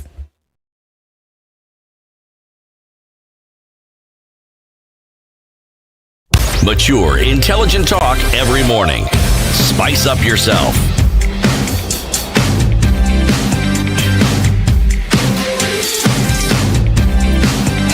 Mornings done right. 94.4 Spice FM. 5 minutes to 8 o'clock. It continues as we're having this conversation about, okay, at the point whereby government to government making decisions about trade, opening up borders and asking ourselves the question, what really should happen when it comes to an Africa rich in resources? Governments who are taking control, as it were, but still unable to unlock the very thing which is necessary for trade to happen. But you don't do. In East Africa, that statement isn't actually true. Is it not? No. Because if you look at how we've progressed over time, it's like we achieve something, destroy it, retrace our steps, and start all over again. These East African countries, Kenya, Uganda, and Tanzania, had a common currency, meaning the Ugandan, Kenyan, Tanzanian shilling was exchangeable at the same rate. At some point. Yes, it was. We had East African railways and harbors, meaning we had corporations which were integrated, and the headquarters was in Mombasa. We had postal and telecommunications, headquarters was in Uganda. East African education, yes, Dar es Salaam. I'm trying to say, these things we are talking about and grappling with, we had them, and they were working. These borderless discussions, they existed. Many Kenyans went to school in Uganda, yes. Many Kenyans went to school in Tanzania, and vice versa, and it was considered normal. Yes. So now, somewhere we lost it. That whole thing was dismantled, and now we are starting all over again. And funny enough, we are benchmarking with the European Union, which copied us. We had gotten this thing worked out long before the Europeans. Long. And you know how long we took to shut up the East African community as it was? One day. So what are we doing now? We wrapped it up in one day. So, Frederick, in terms of what actually is happening, give us, we paint a picture of what should be happening, but what actually is happening, and how can we see that steps have been made in that direction? I think I agree with the city and Mark when they make these sentiments of where we've come from. I'm a firm believer that experience at times comes from bad decisions, and it is through experience that we make good decisions. So what's happening? For example, we believe for this business to thrive, for us to succeed, these something which needs both the government and the private sector to join hands. So from the private sector point of view, there's a conversation we are having amongst us and amongst all the stakeholders. For example, coming next week on the 22nd to 24th, we have a convention We call it the Global Logistics Convention that we've organized in conjunction with the Federation of East African Freight Forwarders Association, which will be the fourth convention within the EAC that will bring in now all the logistics sector players within the globe. And one thing that we seek to address is some of these challenges. We need to have a discussion. We need to come and network. We need to come and share the innovations that we are having. We need to come and meet with these policy makers and have some of these discussions of what is happening, because we believe at times when these things happen, we realize that the policy makers, they don't have the monopoly of knowledge and wisdom on what is happening. That's why we need to have a constant conversation with them, because to me it does not make sense. For example, if we were to have an export from Kenya to West Africa, the freight rates that we'll pay is almost 3 times more than what we would pay maybe from China. So these are some of the discussions that we are having, and we'll be meeting with the government and all the practitioners, the stakeholders on the 22nd to 24th at Safari Park Hotel. So the world will come to Africa. And in regards to the actualization of the Africa Continental Free Trade Area, if you look at maybe the model and on what is happening on the ground, I think we've made quite a number of strides, because the implementation was to be happening. Give us examples of these strides. Number one, we are doing away with, you'll see maybe recently, like for example in Kenya, the president is now giving almost, is doing away with visa requirements for all African countries. If you look at this week, I think in Rwanda, the president of Rwanda, His Excellency President Kagame, he gave some release that Rwanda is also going to give free visas to all Africans. And quite a number of countries are doing that. This is one of the things that we are doing. Another thing that from the logistics sector point of view, some of the discussions that will take center stage in our convention, which is coming, is for us to achieve 100% implementation of this ACFTA. We need to do the infrastructure. If you look at Kenya, for example, if you look at our air infrastructure, the government, we are doing quite a commendable work. For example, at JKIA, if you go to JKIA, we've enhanced the cargo capacity. Currently, JKIA can handle 1.2 million tons of cargo annually. You realize that because we don't do intra-Africa trade, we still cannot achieve that. We are doing around 400,000 capacity. And when you say cannot handle, it's because of the restrictions in terms of cost. If there was to be business, would it happen? So that I think that there's a double layer here. That is there business that then is being put at bay because the cost of freight, for example, are too high. And even though you do have a free trade area, there still has not been agreement in practice by governments to make sure that if you're moving something, for example, from Nairobi or from Mombasa to Lagos, that on the other side, Lagos has not said, well, you know what, we're not going to give you this price. Is that the reason?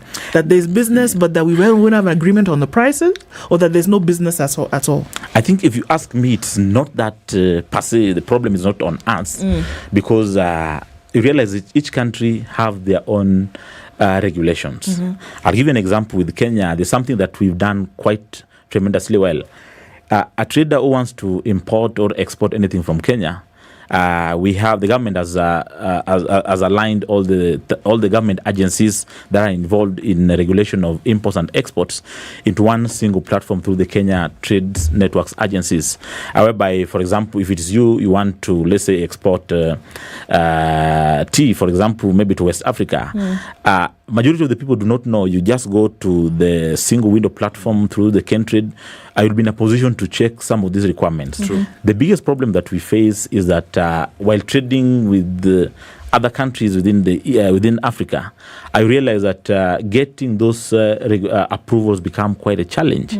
For example, if we were to export the same maybe to China or maybe Europe, it would be very faster as compared to that. So Why is it? The problem is regulations. So each country, they try to maybe we are still in the process of aligning each country's regulations. Is it? So let me ask a question. This is what I wanted to ask. Is there goodwill? Because the historical situation that I referred to happened because there was goodwill. The 3 presidents were willing. They were ready. In fact, they were talking about integrating politically. Yes. That was the discussion. How to rotate it. Then all manner of things happened. Is there goodwill right now? If you ask me whether there's goodwill, I can say yes, there's goodwill. If you look at, because the number of countries that have signed to this are currently over around 54 countries within Africa. If you look at the implementation stages, implementation is not something which happens immediately. But neither does it take forever. Neither does it take forever, and that is why you'll see that if you look at the timeline, we are supposed to have achieved this by 2060. We are still in 2023, so we. So you're saying we have time, and let me shed some light here. Yeah. First and foremost, Kenya has been one of the driving forces. Both President Uhuru Kenyatta and President William Ruto have been pushing a lot of the issues around implementation. If there is any country that has had goodwill, it is Kenya. In fact, the President William Ruto, by allowing visa-free access to Kenya is part of that step, and Kenya has consistently been ahead of the curve. So, in as far as East Africa is concerned, in as far as Kenya is concerned, yes, we have a lot of goodwill. Do we have problems on the continent? Yes, we do. Chief of which, by the way, is South Africa and its customs union. That includes Namibia, Botswana, and things like that. It's not personal. I'm just saying that the ones who I'm shaking my head because I know exactly what you're saying. Yes, so they are restrictive. Yes, there are pockets that have been more willing. So I agree with the sentiment that yes, they've set up a deadline of 2060, but that deadline does not say that countries should not participate before that time. But the question is, why 2060? We're in 2023. It's like someone is deliberately postponing this thing. All the people who need to make decisions are alive here. Well, are we dealing with some people who are dead? No. Plus the institutions then that need the companies, the organizations, the 32 government agencies that you speak of in Kenya alone. They are existing now. They are alive. They are working. There are people who are driving them. So I think the overarching question here is, why is it not happening? And the truth of the matter is that we have to go back here. If the interest, usually you'll see that a certain trajectory will be taken by the person who sits, because of the character of the person who sits at the helm of operation. That if there is insistence on a certain thing, and I'm not just talking about governments, the people who sit on the heads of those agencies and insist that this thing actually must move. If we look at the example of ECOWAS, it took that there were 2 presidents who were sitting amongst the several nations that make up ECOWAS. There were 2 characters who said, you know what, man, we've been talking about this thing for 40 years. Get it done. And it's done. If we don't have to actually wait until 2060 to see some of these things happening, we can be talking about trade amongst Africans and African countries. We don't have to depend on China. We are already trading, and we've been trading for the longest time, even before we were nation states as we are. Okay? When I ask about goodwill, yes, I understand. Goodwill isn't just a willingness, but it's a willingness to ensure it works, but it's a willingness to understand why some people are resistant to what you are doing. Because it looks like we're being resistant. What is it that we Kenyans are projecting that our neighbors and friends don't like? It's a question I would ask. Because if indeed there is a union, if you talk about the murmurs, there's a feeling that we will take advantage and our position will be of greater advantage to us than our neighbors. That has been an underlying fear. I think there's a proverb that I like, City and do you normally like proverbs. There's a Kenyan proverb that I always like also quoting, whereby we say that if you don't travel, you always think that your mom is the best cook. If you come closer within the Africa, I'll give you an example with Congo-Brazzaville. The meat consumption in Congo-Brazzaville is very high, whereby a kg of meat goes to up to 2,000 Kenya shillings. I realize that Kenya, we export quite a lot of meat, to Saudi Arabia, to UAE countries. But you realize that some of the problems that we're having is maybe several bottlenecks that a Kenyan trader can maybe use, can surmount to have their meat exported to Congo Brazzaville, for example. With Africa Continental Free Trade Area, we realize that there are quite a number of things. If you look at that model, the way it is, there's some things which we need to do. For example, each African state, in terms of building of the infrastructure. If you come to Kenya, like Marcus said, Kenya, we are always very quick into implementing some of these requirements of these treaties. Yes, we are. If you look at maybe the port of Mombasa, we have a very good port in Lamu, a transit port. We do. That is in a position of supporting the northern corridor. Yes. Ethiopia, Djibouti, South Sudan, and the rest. So I think, for example, one thing that we need to do, for example, for Lamu Port to work, the government must make it that we get it right on security along that corridor, all the way from Lamu, all the way to Djibouti, Ethiopia, and even South Sudan. Let me ask you a question. Yeah. Why is it that for the longest time, I'm speaking anecdotally, South African businessmen were more welcomed in Tanzania than Kenyans? Well, again, SADC, Tanzania was part of SADC, but you need to understand South Africa's economic philosophy. South Africa, the country, and then South Africa, the customs union, is a bit of a bully. If you ask Namibians what they feel about Pretoria and their custom hegemony over the area, they're very unhappy. But Tanzania has always felt for South Africa as an easy target. Why? Because its industries are not as competitive. They do not have much industry and things like that. So South Africans always assumed that South African products would more easily be consumed in Tanzania. I say this because there are many South African businesses that have tried to make headway in this country, and they can't. And the success isn't as great as somebody may want. Again, I'm asking the question, why? I think if you ask me, I might not have the right answer for that question, but you realize that before we started this conversation on Intra-Africa trade, we had quite a lot of challenges, not only to the South African traders, even to the Kenyan traders in other countries. But you realize that the mindset is now changing. People are starting to embrace, because if you look at the one advantage that we are having as Africa, number one is the population. Continent with around 1.3 billion people. If you look at maybe the GDP, for example, we intend to grow the business by 2055 to around with over almost $8 trillion. You might be laughing, but one thing that in response to the question that you asked, I talked about the trade blocks, the 8 in Africa. For example, there are some preferential treatment that as a member of EAC, I can get it in Tanzania, or you can get it in maybe Rwanda, than you can get it in South Africa, for example.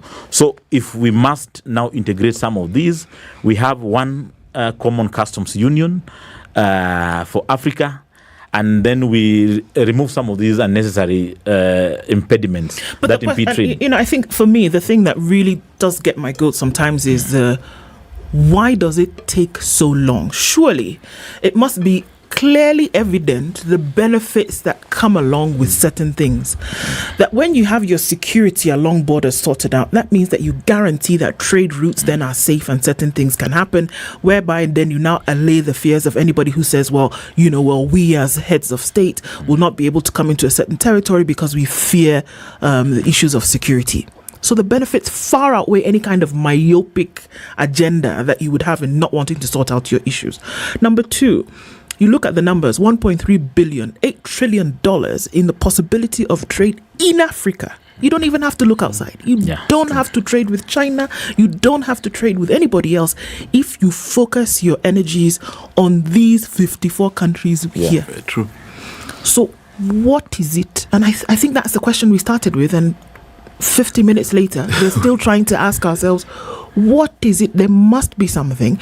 And are we going to chalk it up to just goodwill?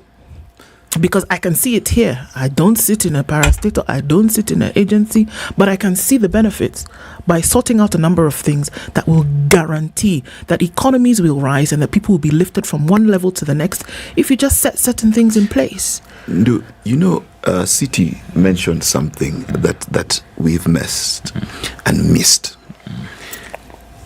During the setting up of the African Union, all the way from Jomo Kenyatta to Kwame Nkrumah to Selassie to whoever, we had leaders who had Pan-African vision. Okay?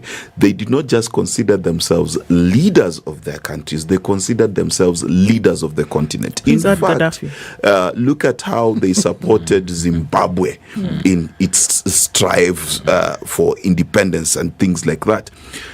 At the end of the day, what Africa has lost in terms of the quality of its leadership is we've had leaders who've looked more inwards in terms of their countries, become more protectionist and wanted to consolidate their power.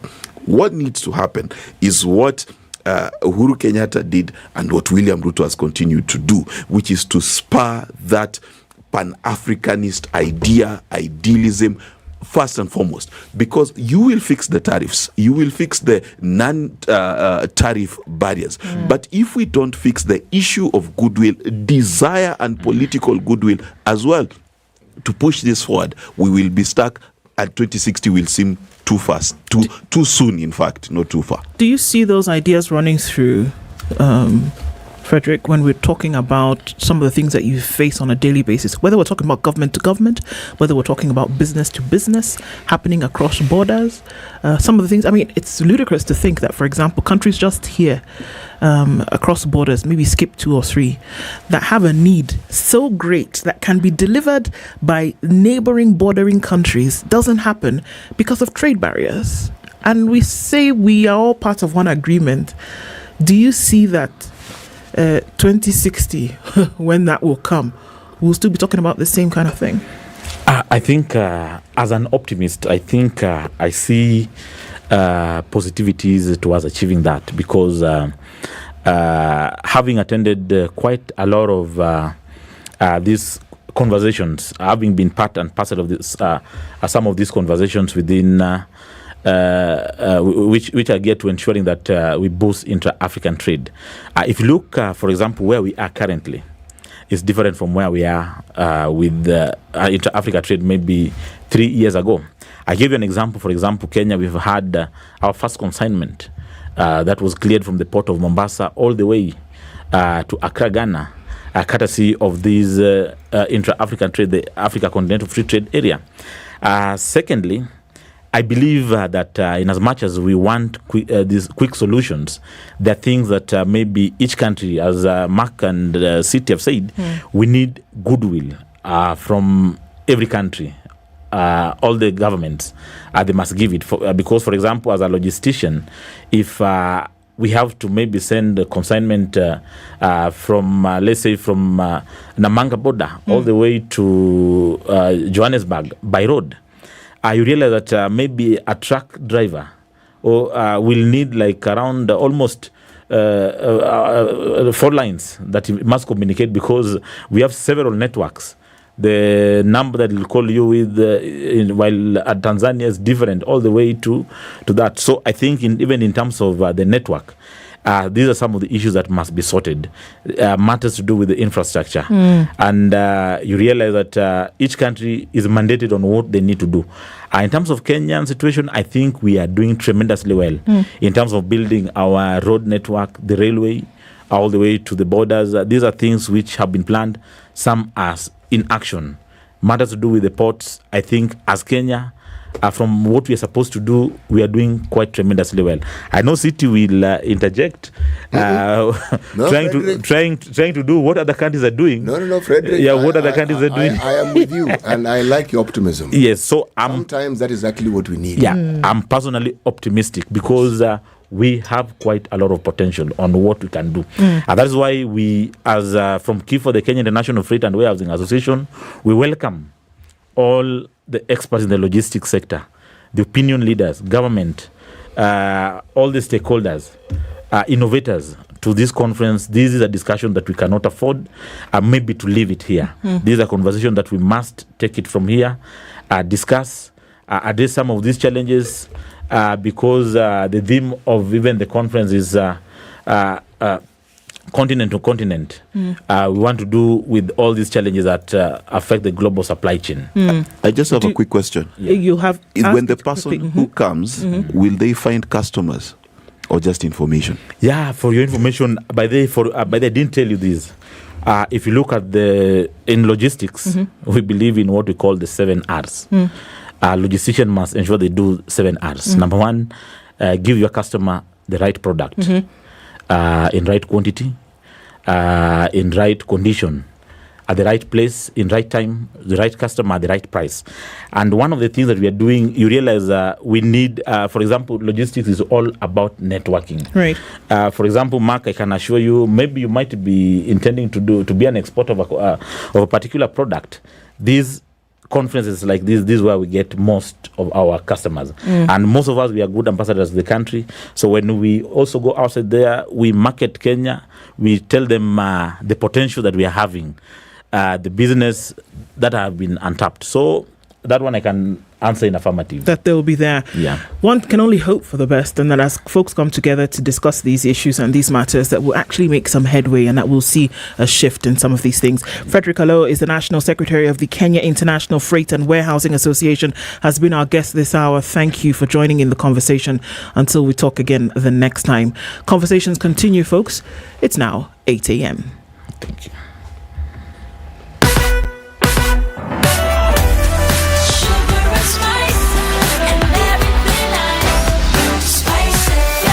Spice up your life.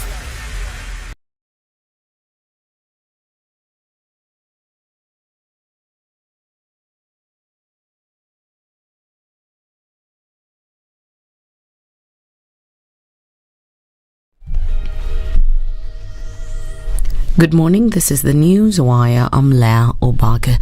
More than 46 KCSE exam malpractice cases have been reported a day after Education's CS Ezekiel Mashogu said that the number of cases had dropped as compared to last year. In the latest incident, police in Kisii County are investigating a 30-year-old private candidate who is suspected to be the owner of the phone, which had shared copies of the Math Paper 2 exams that just done. Police say the phone was used to share the exam on 4 different WhatsApp groups, which had more than 12,000 members. A 9-year-old girl has been admitted to the Homa Bay County Referral Hospital after being defiled and having her eyes stabbed by the perpetrator. Chief nurse of the hospital, Carolina Dongo, says the act has left the girl with serious injuries. Yes, we have a 9-year-old girl who was brought in with assault. Actually, she has been raped. The emergency team really took care of her. She was traumatized. The orbital bone has a small rupture. Actually, it's ruptured. And then she was stabbed in the eye. The left corner is affected. We have like 2 slits of some knife. And then on the upper part of the right eye, that is the orbital region, it has some very deep cuts. He raped the girl. Confirming the incident, Rujo County Chief Bob Lango said the police had launched a manhunt for the suspect who committed the act of brutality. It's been defiled and eyes injured by a big stone. It was a terrible scene, and this thing happened in the thicket of a millet plantation, where just the noise was heard by the grandmother, who rushed to the scene and found the child in great pain. It was a horrific scene with so many blood stains and even feces of the child coming out. So I don't think it was just a rape. It's not just a defilement as per se, but definitely was something more than that. The child was in terrible pain, and the police and my office are working very hard if they can allocate this man. A 37-year-old man was forced to sign an agreement taking responsibility of a pastor's wife after villagers in Lurambe's Muramba village in Kakamega ambushed the two at the preacher's house. Pastor Harrison Olumbe is said to have been notified of the unusual night presence of the man in his house, prompting a response by villagers. Olumbe said he opted to cede claim over the woman to the man, whom he said was known to the family. The man was forced to sign a written commitment, taking the woman as his wife before the two left the preacher's home on a motorcycle. Police in Masinga, Machakos County are on the hunt for a herder who reportedly severed the hand of another following a dispute over grazing land. The victim, 27-year-old Francis Mateti, also suffered a deep cut on the head following the altercation reported to authorities by a village elder. A panga which police believe was used in the attack was recovered at the scene and kept as an exhibit. The victim was correspondingly rushed to the Gakuku Mission Hospital for treatment. 3 former employees of a security company in Eldoret who was sacked 5 years ago got a reprieve after the Employment and Labour Relations Court awarded them 1 million shillings compensation. While delivering her ruling, Justice Maureen Onyango directed the managing director of the security company to forthwith pay the former workers their dues for wrongful dismissal. The court ruled in favour of the former workers after it emerged that their employer sent them packing without a fair hearing. A warrant of arrest has been issued by the High Court in Eldoret for the immediate arrest of 3 key prosecution witnesses accused of derailing the speedy hearing and determination of a murder case. Prosecutor Mark Mugun told the court that the 3 have been ignoring summons leading to the stalling of the case 4 years since it was filed. The witnesses are wanted in court to give their evidence in a murder case involving Abigail Yego, who is accused of killing her estranged husband in cold blood. The accused is out on a 200,000 shillings bond and has denied the murder charge. That's the Newswire. I'm Leah Obaga.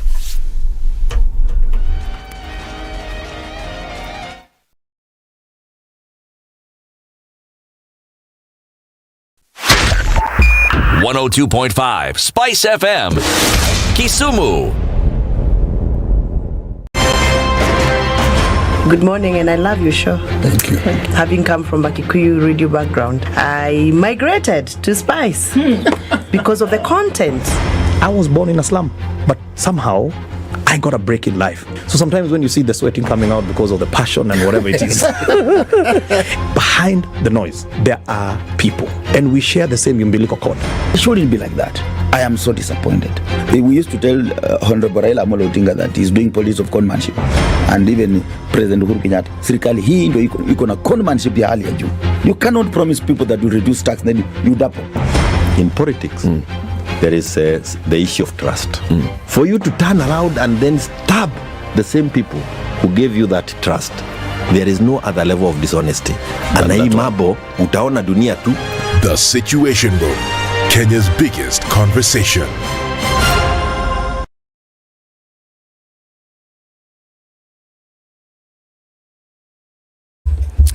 All right, we're looking at a few minutes after now, 8 o'clock, and traffic still heavy coming off a Thika Superhighway. Kiambu Road is an absolute mess. And are you coming out of Westlands? James Gishuru is still pretty busy. Chiromo is also starting to pack up.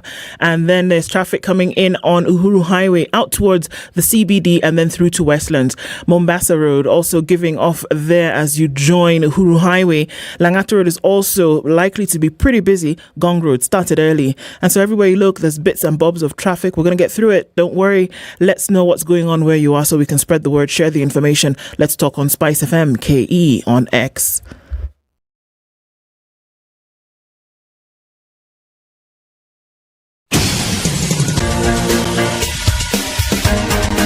This is The Situation Room, the home of hard-hitting political commentary and penetrating insights about the state of the nation. This is a talk radio experience like no other. The Situation Room, a place for hard truths, debates, and elevated conversations. The Situation Room, witty, political, engaging, deep, controversial. In the room, we have C.T. Muga, researcher, academic, seasoned political observer, a fountain of wisdom in these politically uncertain times. Ndu Oko, Nigerian by birth, Kenyan by choice, communications expert, Pan-Africanist, a truth seeker and believer in people power, and Eric Latin, agent provocateur, the man in the chair, seasoned journalist, news hound, a man who believes in punching up, not down. This is the Situation Room. The only way to... After 8 o'clock, we're into the third hour of Kenya's biggest conversation. Things are popping this morning, having conversations around Africa, then coming back into Kenya. And now we're getting into issues having to do with budgets. And we're asking ourselves the question, where are we going? That conversation takes place this hour. But even as we get into it, Kiwi says, step up and shine. Not just polish your shoes, but how about you shine in then being able to pay your fees come January 2024. Walk into any supermarket this morning or tomorrow afternoon, getting into the weekend, pick up a tin of Kiwi shoe polish with the new logo and then follow the instructions. They're really simple. All you need to do after you pick it up, pop the lid. Under the lid is a code. You will then come back to this starburst and then you will dial on your phone *459*5 hash. Then you'll input that code. And for your troubles, data or airtime will be yours. Thereafter, you'll also enter into the draw whereby you could win 35,000 shillings. Goes towards school fees. So then you can get some worry off your shoulders when it comes to school fees 2024. 4 winners taking home 35,000 shillings. Well, not taking to school. 35,000 shillings courtesy of Kiwi. Step up and shine and do it in style. All right. We're getting into a conversation this hour where we want to look at supplementary budgets. We want to look at the cost of living. We want to look at fuel prices. And to help us with that conversation is the CEO of the Institute of Public Finance, James Moragori. Good morning. Good morning, Do. How are you? Fine, thank you, and thanks for having me. Thank you for being here once again. Always great to have you here to open up some of these things for us, even as we have the conversation about the necessary things. Supplementary budget came and went, like a ghost, like oxygen. But asking ourselves the question, what did it really mean? 200 billion shillings supplementary budget. And we ask ourselves, what does that mean? We're going to open that up. But, before it gets hot, CT has a proverb from a democratic country about chickens, but I'll allow him to tell you. I've always wondered, why do countries have to label themselves as being democratic? So that you know now. Do you hear the democratic British Isles? Did you hear them? The democratic states of America. Did you hear them? The democratic country of Canada. Did you hear them say those things? To announce myself. I'm just asking. So that you know who is coming to you. If somebody just says the United States, so at least I let you know the person who is coming to you will know that we are democratic in nature because of my name. Do you know? A name precedes a man. Now, let me tell you, the other country that declares itself as democratic is the North Korea, officially the Democratic People's Republic of Korea. It's not just democratic, it's also people's. Yes. You see? Yes. And China is the People's Republic. Yes. And it's also important to define who the people are. They are mostly called See, they're called people. No, they're mostly called just one family. I will not name the family. It is good, okay. Let the chickens come home to roost. I'm going to let the chickens come home to roost.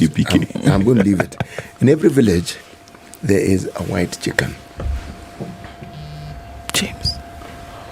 Well, in every village, there is a white chicken. Yeah, that's minimum. There could be more, but at least there's one. There's one white chicken. Wow. In every village, there is a politician.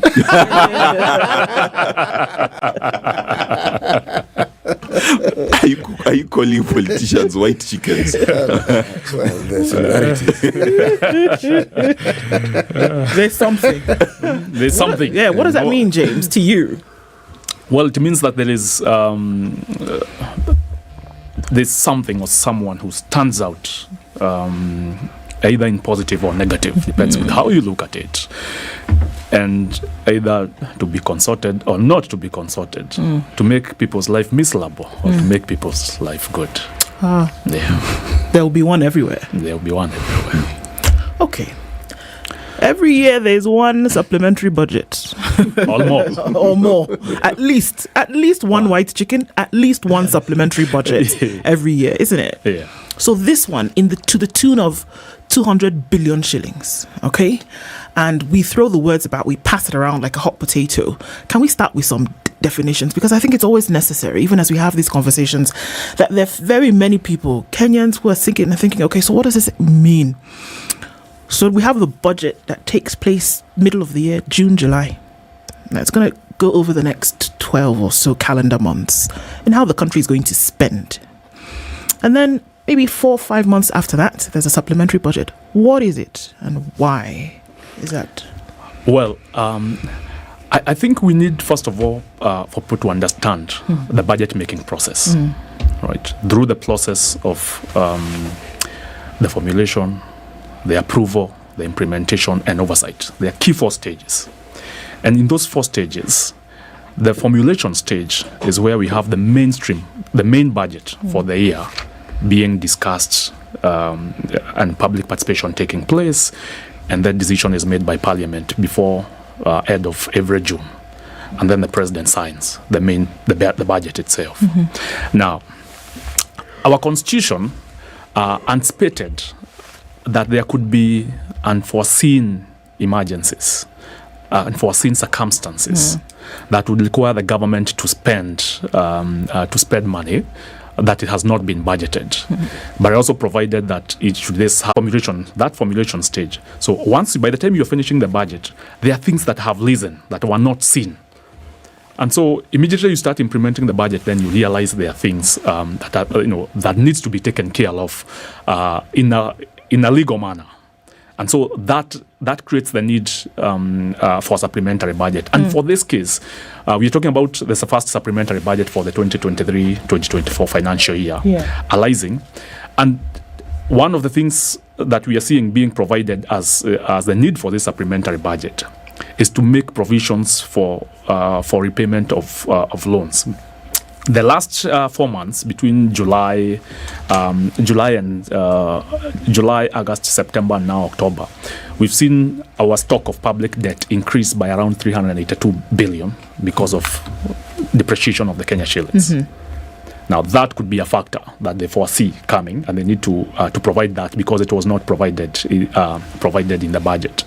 Now, of course, that also means that there are other things that they need to spend money on. And supplementary budget is the most abused process because it's not exhaustive with regards to public participation. In generating the mainstream budget for the financial year, there is exhaustive mechanisms for participation by citizens and stakeholders. But the current supplementary budget, the only thing we are seeing happening is parliamentary committees interacting with ministries and state departments. Yes. Denying citizens an opportunity to engage and question, why have you cut development budget by around 41 billion? And why have you increased the current budget by 82 billion? It almost sounds to me like you're saying that because we know that there will be a process for the supplementary budget to take place, that folks already beforehand know where they will cut and put money. Yeah. Absolutely, that is one of the mainstream fears that we've had over the last many years that have been assessing the Open Budget Survey for Kenya, where there is no opportunity for supplementary budget participation, and also to a greater extent that it's one of the greatest avenues of corruption. Because then there are few questions being raised on how we are making these decisions. It's a last-minute transactions and saying, because if we put this item during the mainstream budgeting, people will see it because the scrutiny is very high. But when we take it to the supplementary budget, then few eyes are there, for review of this. I have a question. Because, yes, there's the 200 billion allocated to the depreciation of the shilling, and therefore we need to pay the interest on the loans. So that makes sense. But there was also talk about increase in expenditure in the offices of the two first and second lady? Is that the term? Sure. So such expenditures, when they're increased to the tune of 300 million as reported, what does a Kenyan read into that? What was increased? What services were being offered to Kenyans? What was the logic behind such a move, for example? Well, it's a very tricky and fluid scenario. First of all, you need to notice that in the mainstream budget, the program-based budget that we had, there was no, I think I can't recall seeing the breakdown between the president and the deputy president office. It was the presidency. But now it's been broken down into two. There is a deputy president, which had zero allocation, now has an allocation. Essentially, but the money is still within the presidency. So you cannot tell where it's being spent. Okay.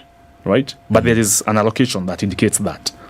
But also, it's a way of saying we don't want just to increase because politically, if we just left it at probably the thinking would be if you left it at the presidency, then it only seen to be State House where it's happening. But if you separate it and say now we have introduced the element of deputy president here, you say even the deputy president is spending money, not just the presidency. So that's what we led into it.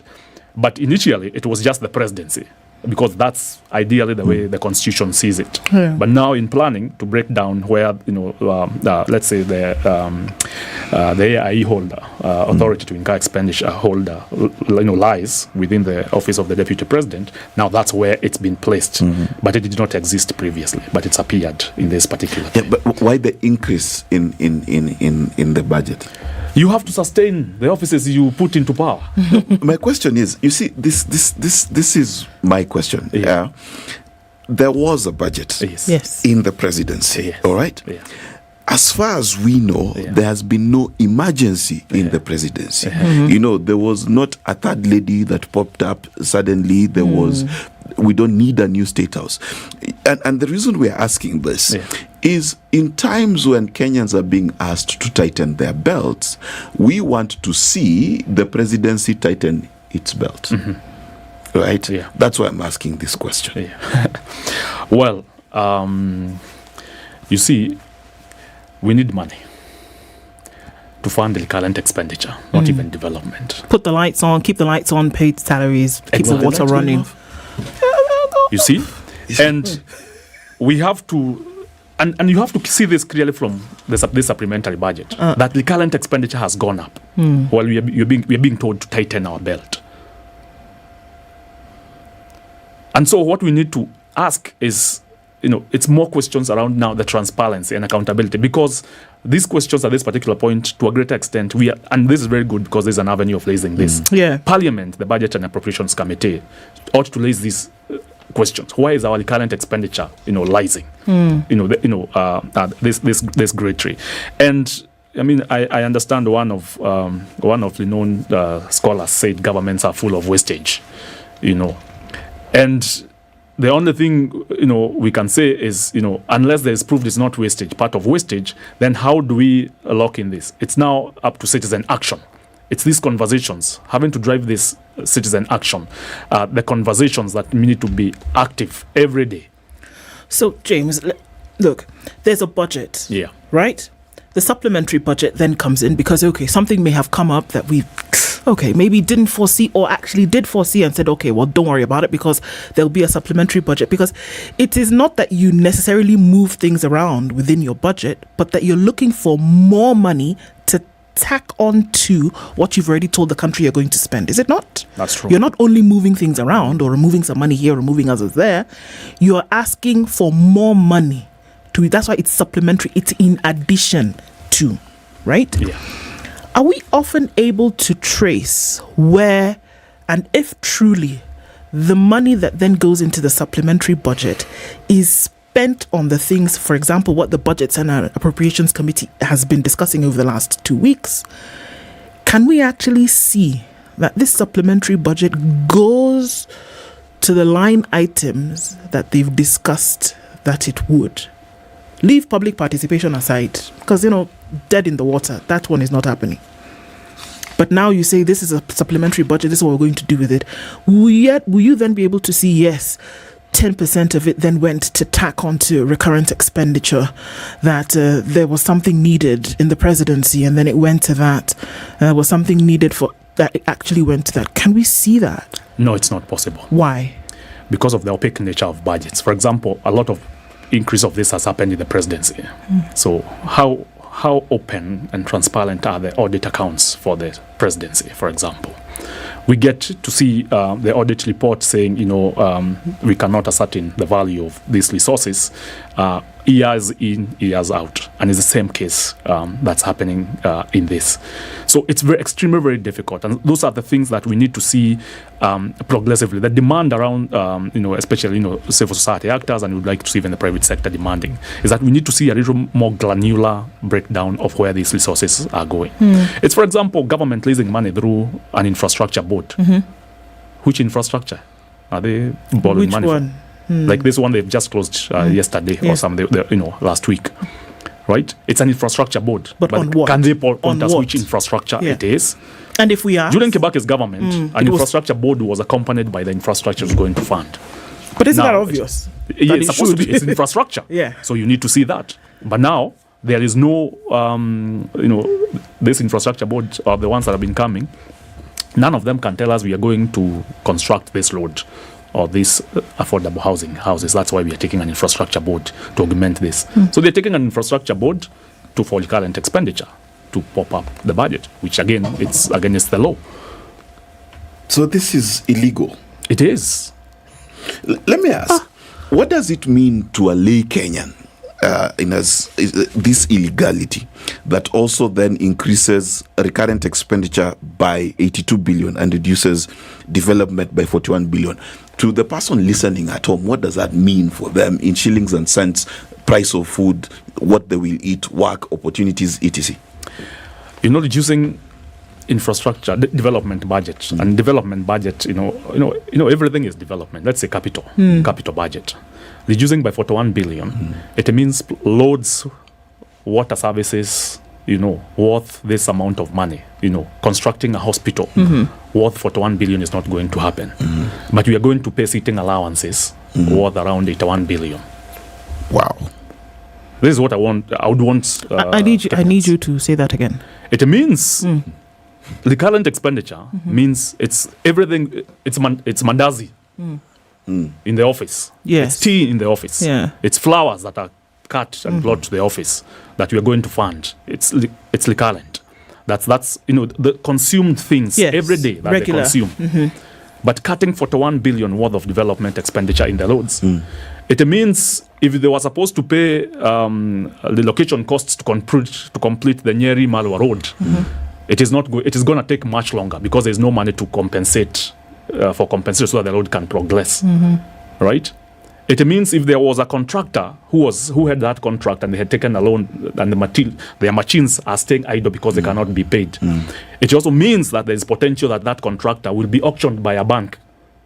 This is what I would want people to see. So anytime the development expenditure, and most of them, there were contracts that were committed, or it means a new road that was supposed to be constructed to create employment. For our young people, it's not going to be contracted.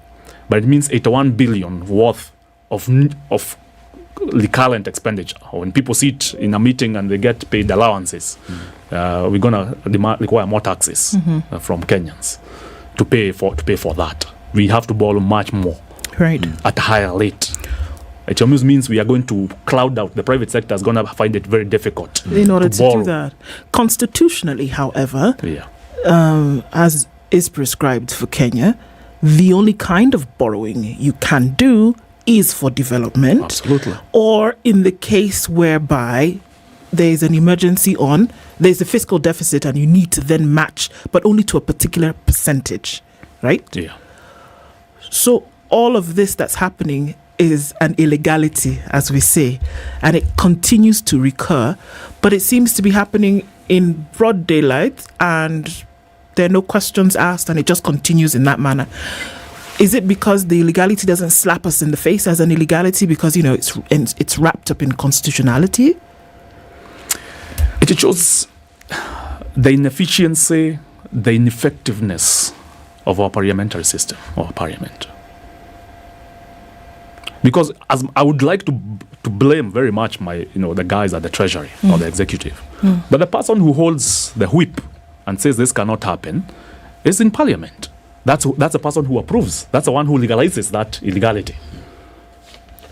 Because there is no budget that is expended in this country without the seal of parliament.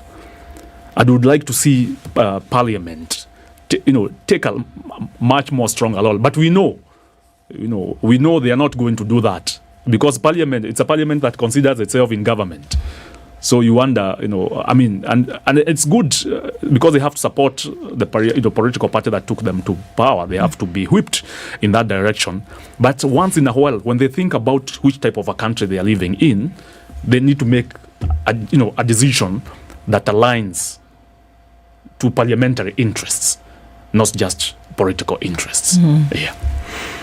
So are you saying that the decisions being made by our parliament are purely driven by political interests and not, you said parliamentary, I'll call them national and civilian interests? Yeah, of course, including fear of being caught by their political party bosses and being told we will whip you from that committee if you go against this party direction. And I think I would really love to see our parliament, our minority, especially we have a minority and we know they speak out once in a while, but our minority has also gone into silence, right? Because the majority will have their way in the political parties, in a parliamentary system. Yeah. But the minority needs to wake up and also keep engaging with citizen and telling the citizen, that this is a point. Because at a point is coming also where a citizen will not require, a political leadership to get, for example, get on the streets. Yeah. It's going to get tough. And we are seeing already businesses, closing, people being laid off. It's getting difficult. I imagine that it is. It's 8:30. Let's take a break on this point and come back because now I want to make the linkage between now supplementary budget, what we're seeing, looking for more money to spend, and then looking at a place where the cost of living continues to rise on a daily basis. How do we link the two and say, well, it's possible to spend less at this level and then boost what happens then in the rest of the country? Or is it? And I think that's the question. James Morguri is our guest this hour, and we're looking at supplementary budgets, what Parliament has been discussing, and what can or cannot get easier for Kenyans looking into the next coming days. 8:30, Kenya's biggest conversation returns after this.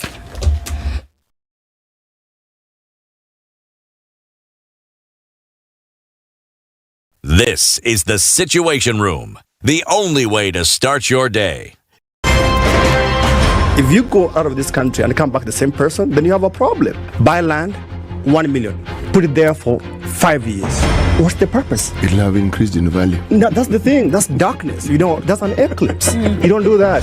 I hope you don't believe that a hustler is a poor person or that all hustlers are poor. I've seen that conversation. Tell us, who is a hustler? Who is a hustler? Hustler is a person who is making a living through hard work. Corruption in Kenya is a political accusation. The people who are actually corrupt are not pointed fingers at. Kenya is not free. Kenya imeshikwa na mateka. It's under siege. Have you seen that lodge on Nyeri Road? Very high fence. You can't even Windows sleep inside. Up near the ceiling. Yes. And if you walk there at midnight, you see bats the size of cows. And when it rains, it doesn't rain on that building. Yes. When you're at All Saints and it's raining, it doesn't rain on that building. The things people will believe. The Situation Room, Kenya's biggest conversation.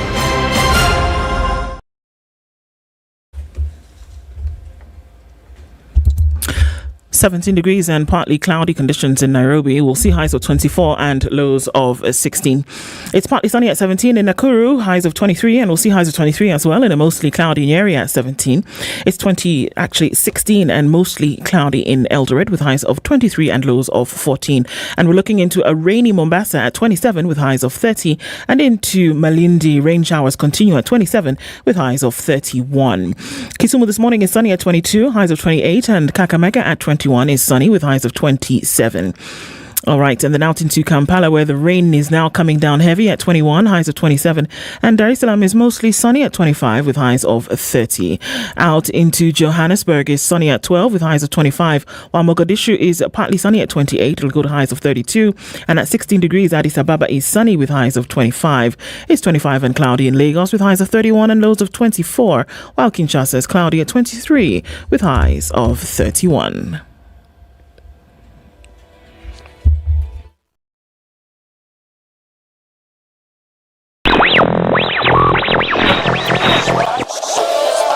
Everything nice, alright.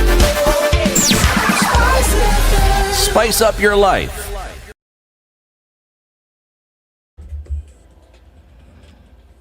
All right, traffic continues. Still a bit messy here and there on the Thika Superhighway, and we're looking at traffic then building as you get towards the CBD. Also, James Gishero has been really busy through the whole morning, and we're looking at that continuing for a little bit as you get into the city. All right, are you coming in from Gong Road? You should be all right, at least for now. We're looking at some of it then still building up as you get out towards Westlands. Okay, on the Thika Superhighway, still heavy, James, and then coming in from Kiambu Road, that will still be busy for a while. Not too bad coming out of Kitisuru. The construction continues on Muthaiga Road, coming in through towards Gigiri Road, but that will slow you down as you get out towards the Thika Superhighway, or if you're going in towards Peponi and then out towards Westlands. So we'll grapple with it. Wednesday morning traffic. Let's see when we come out of it. But for now, let's talk Spice FM KE on X.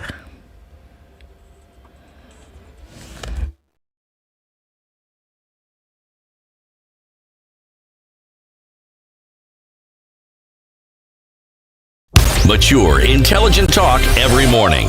Spice up yourself.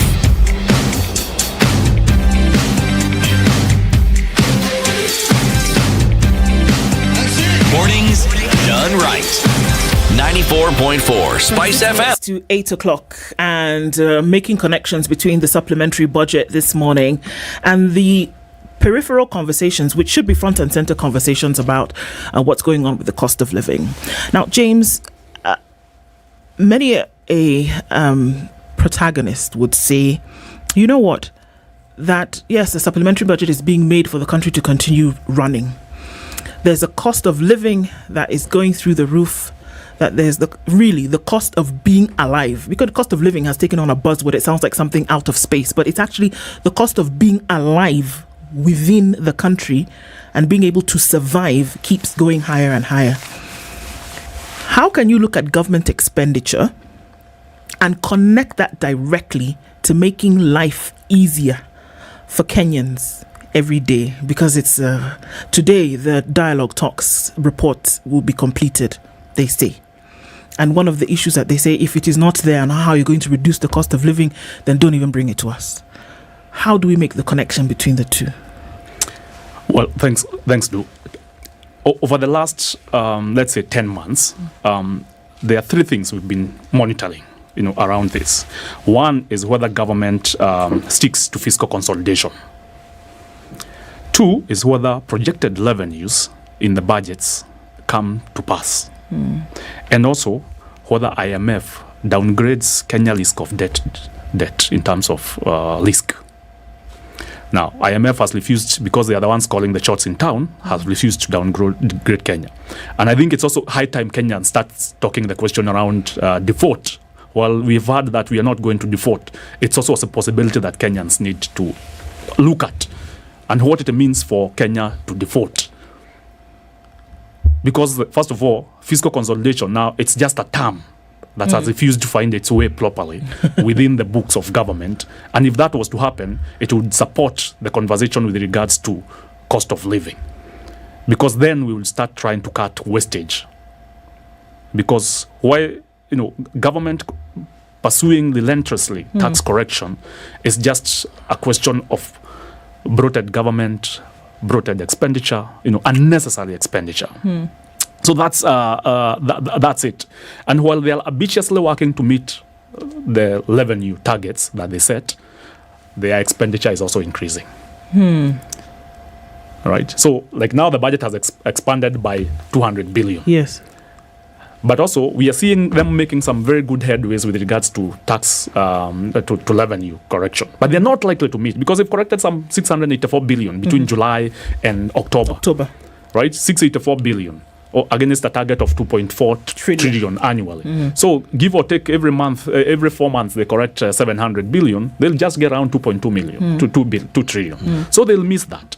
So there is no opportunity that they are going to address to meet those revenue targets. And so while the expenditure is increasing, right? And so what's happening is, the reason why also we are continuously going to suffer with regards to cost of living is, with this taxation, disposable income has shrunk, making it extremely very difficult for people to live. The cost of living, the cost of being alive, that you walk, you sneeze, you get taxed.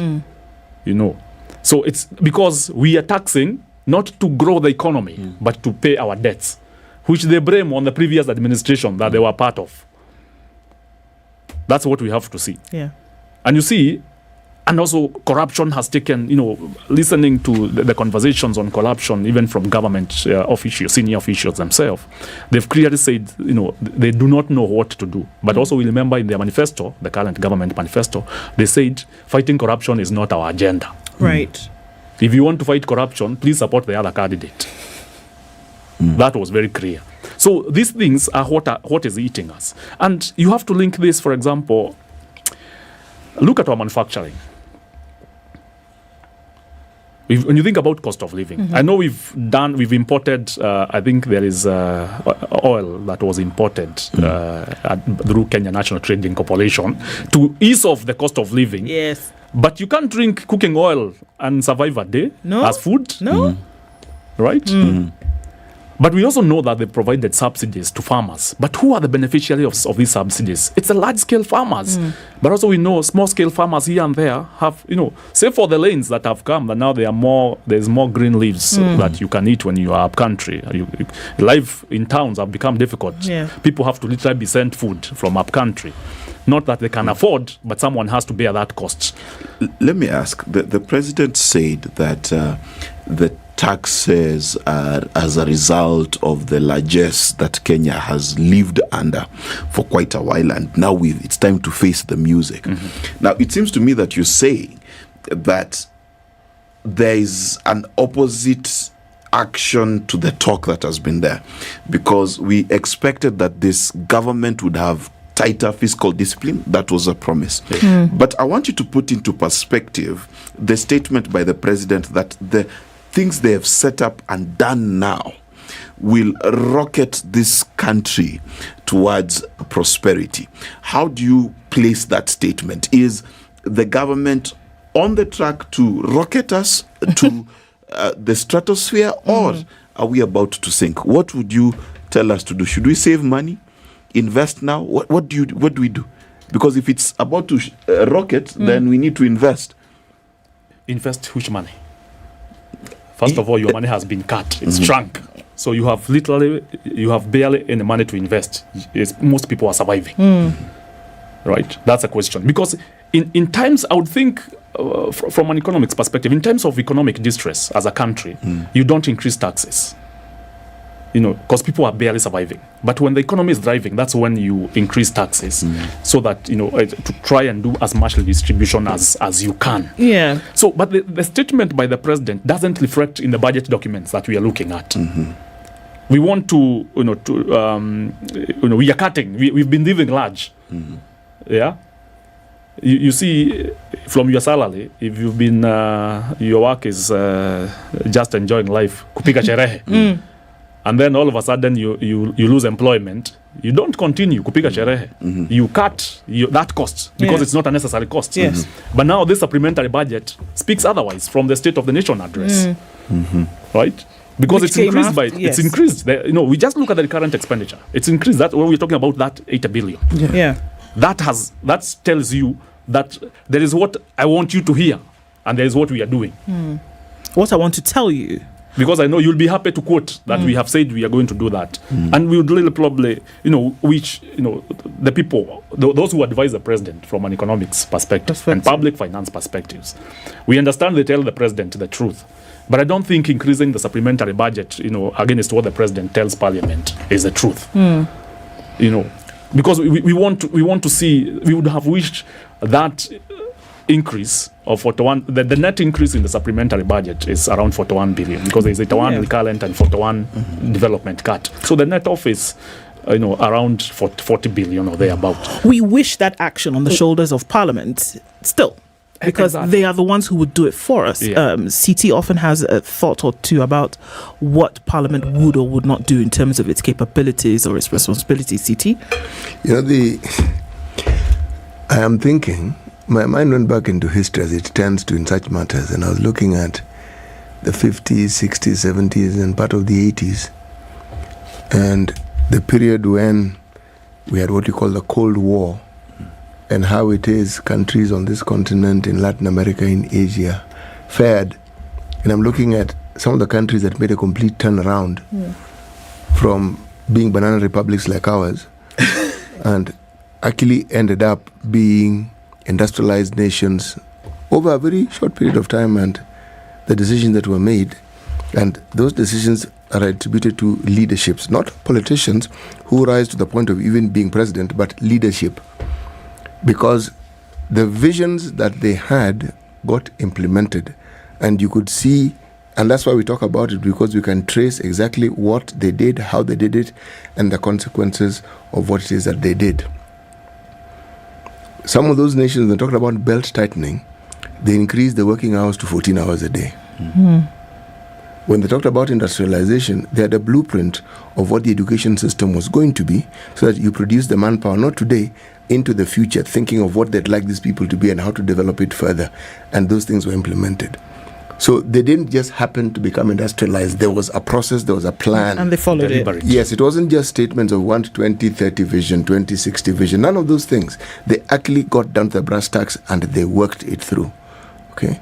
So now, we have a blueprint with which you can actually compare what is said in this country. You know, most people don't know that Singapore was actually a province of Malaysia. And that the parliament in Singapore, the Malaysians, the Malay, there are things that they did and they said that made the Singaporeans feel, you know something, we're on our own, we need to move away. It was distress and was tribulation that made them move away, and they had to decide. And remember, whether you're talking about Hong Kong or Singapore, they're predominantly just pieces of rock. There isn't much in terms of agricultural potential that you could speak of. But again, the same thinking. Now, here, we're not a piece of rock. We have resources galore. And yet, every leader whom we have had who ended up being president, many of these people at independence were peasants and they were poor. Okay? But by the time they were exiting, they were multi-billionaires, not millionaires. Okay? That has been our trend. Now, but at what cost? Because if we were to speak true to the situation, it appears that the current crop of politicians who are in leadership, note what I'm saying, current politicians who are in positions of leadership, they seem to be focused on how they can amass as much wealth as they possibly can within the shortest time possible. Absolutely. And damn the rest of the country. So when we talk about development and what we hope to see doing, how is that going to happen when that isn't really in the agenda? That is not the plan. And you know, the thing is, and this is what my worry is, that the government post-haste needs to give clear clarity and direction for Kenyans so that they can prepare themselves. So, for example, there has been talk that Kenyans should tighten their belts, okay, from the same government, and there has been talk that Kenya is reaching for the stratosphere, meaning that the average Kenyan does not know what to prepare for tomorrow. So, for example, put it in perspective, we've got Eurobond to pay. Right? We've got interventions right now in fuel, meaning there's a possibility, according to our CS, that fuel could go up all the way to 300 shillings. If we keep sending, why don't you just make it 5 so that we give it a, you know, you have a window of you error. have a window, so between now and then you're breathing space until it gets to 5. Yes, you know. So at the end of the day, the messaging, and perhaps my mind usually goes towards talking to people. What should the government really tell Kenyans in terms of what they should expect?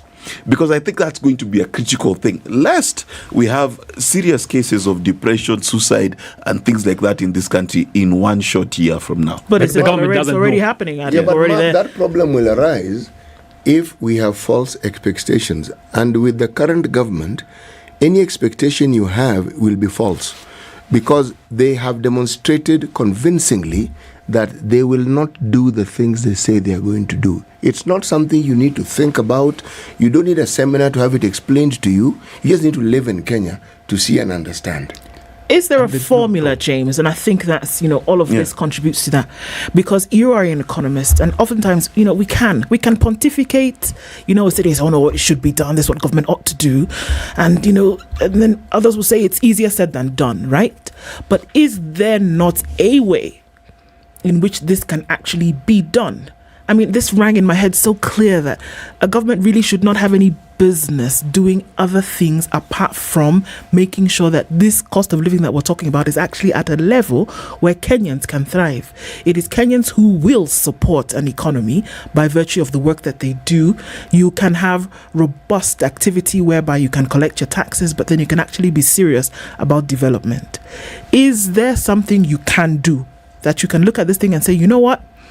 1, 2, 3, and if we do this with intensity, if we do it with regularity, and we do it with good intent, it will translate to this. Can we see something like that?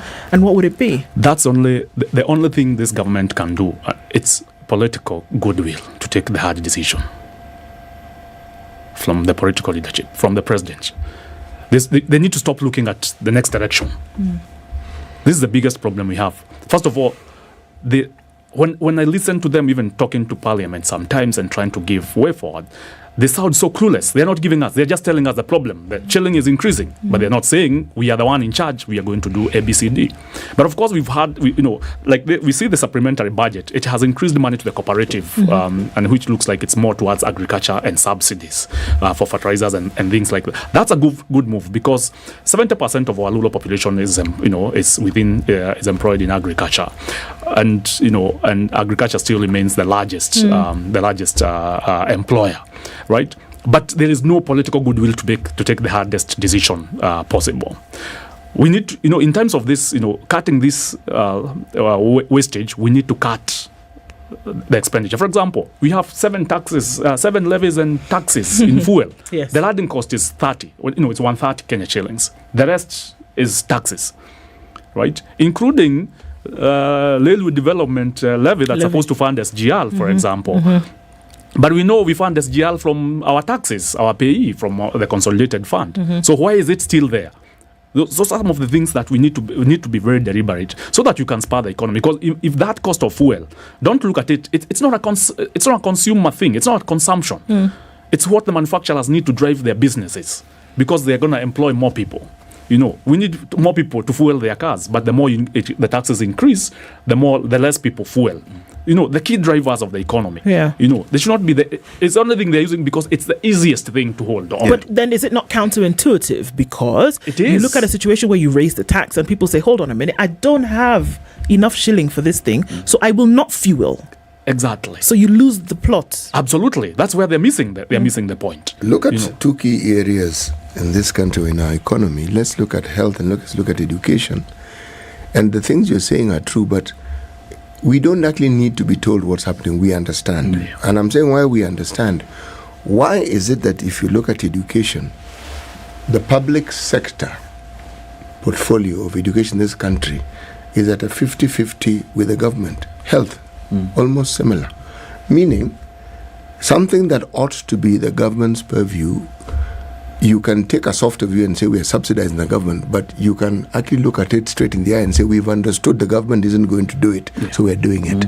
And that's a dangerous place because when a country's citizens decide to take on the roles of government upon themselves, and then they continue to spend less because they are avoiding to pay tax, this government then best pinch its own ears and realize that 1, their plans are not working, and 2, the citizenry may be silent as at now, but there is something boiling under the surface. It's not even they're avoiding paying tax, they'll just simply refuse to pay tax. You see, now this isn't a call for insurrection.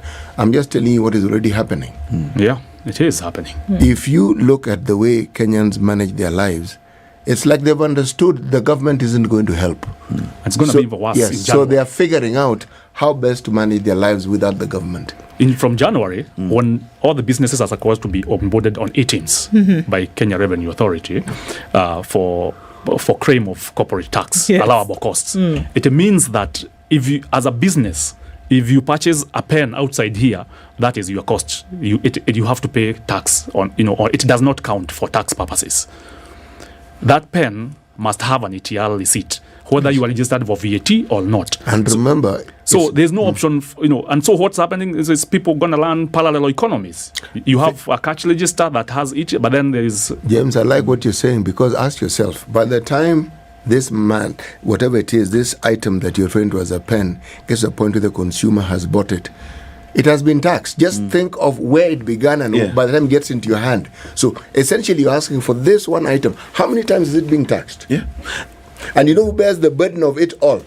This consumer at the end of the day. That's true. Is it true that the current tax regime we are facing is out of influence from the IMF requiring higher taxes so that they can cushion our Eurobond expenditure? Because that has been the argument, that Eurobond is expensive, IMF is cheaper, and the only way we deal with IMF is we put taxes on everything and everyone. You see, this government has come in. They give comparatively to the Kibaki government when it came in. However, Kibaki government also refused to bow down to IMF conditions. They did. Yes. Right? True. To a greater extent, yes, they were talking, but they're saying we cannot push us this far. What happened? Cut a little bit of expenditure. Cut a little bit of expenditure. So this government, the reason why IMF is in town, I mean, literally, IMF is the one calling the shots. This government is being learned from Washington. It's not being learned from Nairobi, literally. The conditions attached, and we can see clearly, it's literally IMF conditions. We have the medium-term revenue strategy that's coming and says, we're trying to create a predictable tax environment, which is very good, reduce corporate income tax.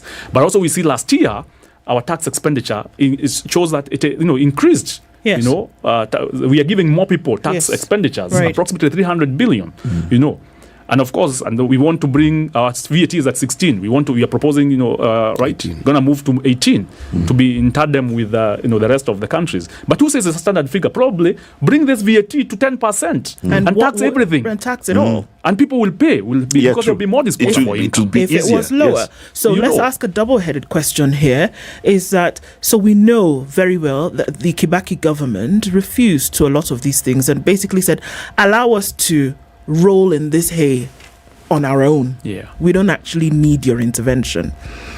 If the government of Kenya today were to say the same thing to IMF, what would it portend? And then number two, I think it is very good to say things as they are. So then it often gives a clean picture of what things are. So it's not embedded in any kind of, ambiguity. We know very well this is where we are. What do you see happening? Should things remain constant? What do you see happening with the state of the economy as we see it today? Where are we going? If, for example, we are saying no to IMF today and the conditions and remain at the trajectory that we are in, we are going to default as a country because they have refused to cut the wastage and expenditure.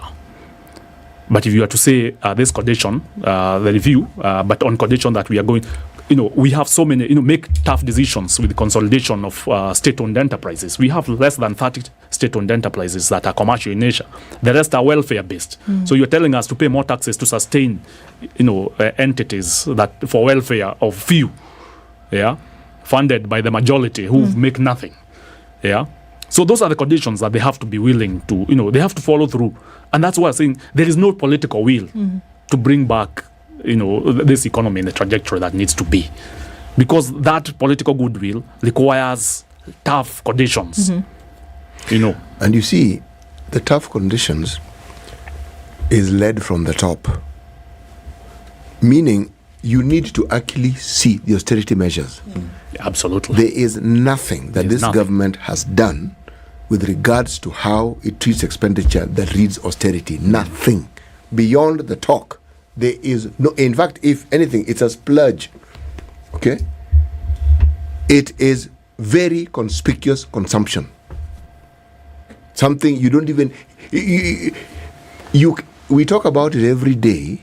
So you ask yourself, if IMF have come in, can you not see what it is? If we are seeing it, you think they don't see it? They see. They do. And what would a state of default look like? I mean, even as we're winding down, what would a state of default look like? What does it mean? For us, again, to have a clear picture. From ranking from Ghana, Lebanon, Argentina. Because those are the horrible examples we have at present. What would it look Add like, Sri James? Lanka to the mix. Imagine us being closed off from from the international markets, because it will also affect the private sector ability to borrow, because it also means then that your access to hard currency, including the dollars, get limited. Imagine a collapse of our health system because we are unable to get medical equipment because we can't buy it. Right? Those are there'll be fuel shortages. Exactly. Just see. No, I understand it. Just see the collapse of businesses. Sri Lanka was exactly in this position. Yes. What was that 3 years ago? Exact same position. Default, dollar issues, devaluation against the dollar, default on debt, lack of access to fuel, lack of access to healthcare, and people stormed the presidential palace. And this is where now, literally a call to action. Yes. I don't think there has been deliberate effort, like a stronger engagement between this government and, for example, with the private sector for us to chart a way forward. And that needs to happen. And that needs to happen. We need to see the government. They met during campaigns and everything, seeking for votes and all those things. But when they come to power, when you're defining, for example, the budget, sit with the private sector. Have a conference with small and medium scale business. Say the reality of it from campaigns to now is this. Listen to these people. Because you want to listen to those people who are in Yamakema, for example. Yes. The people who import those cargo, from China. Yes. The people, talk to big players, who manufacture locally, and for them to speak to you exactly what they are going through, because they are laying people off every day. As it is. That's a conversation and they're going to that we need to so. have. Yeah, exactly. And they cannot afford credit facilities. They can't. James Morguri is the CEO of the Institute for Public Finance. Thank you for being here. Shedding light, I think, is extremely important, and we need to continue doing it. Until we talk again, thank you very much for being here this morning. Thank you very much. Conversations continue. It's 9 a.m.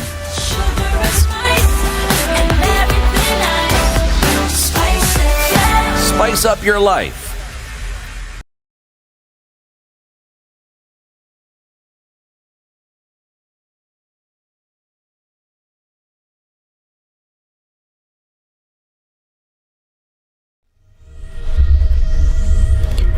Good morning. This is the news via Amla Obaga. The Ministry of Health will from today begin a mass distribution of long-lasting insect-treated nets. The official launch of the distribution campaign will be presided over by Health CS Susan Nahumicha at Ndiru Stadium in Homa Bay County. Homa Bay Governor Gladys Wanga says representatives from development partners, community leaders and advocates are also expected to be in attendance. The goal is to distribute 15.3 million nets to approximately 23 million people in 22 high malaria burden counties.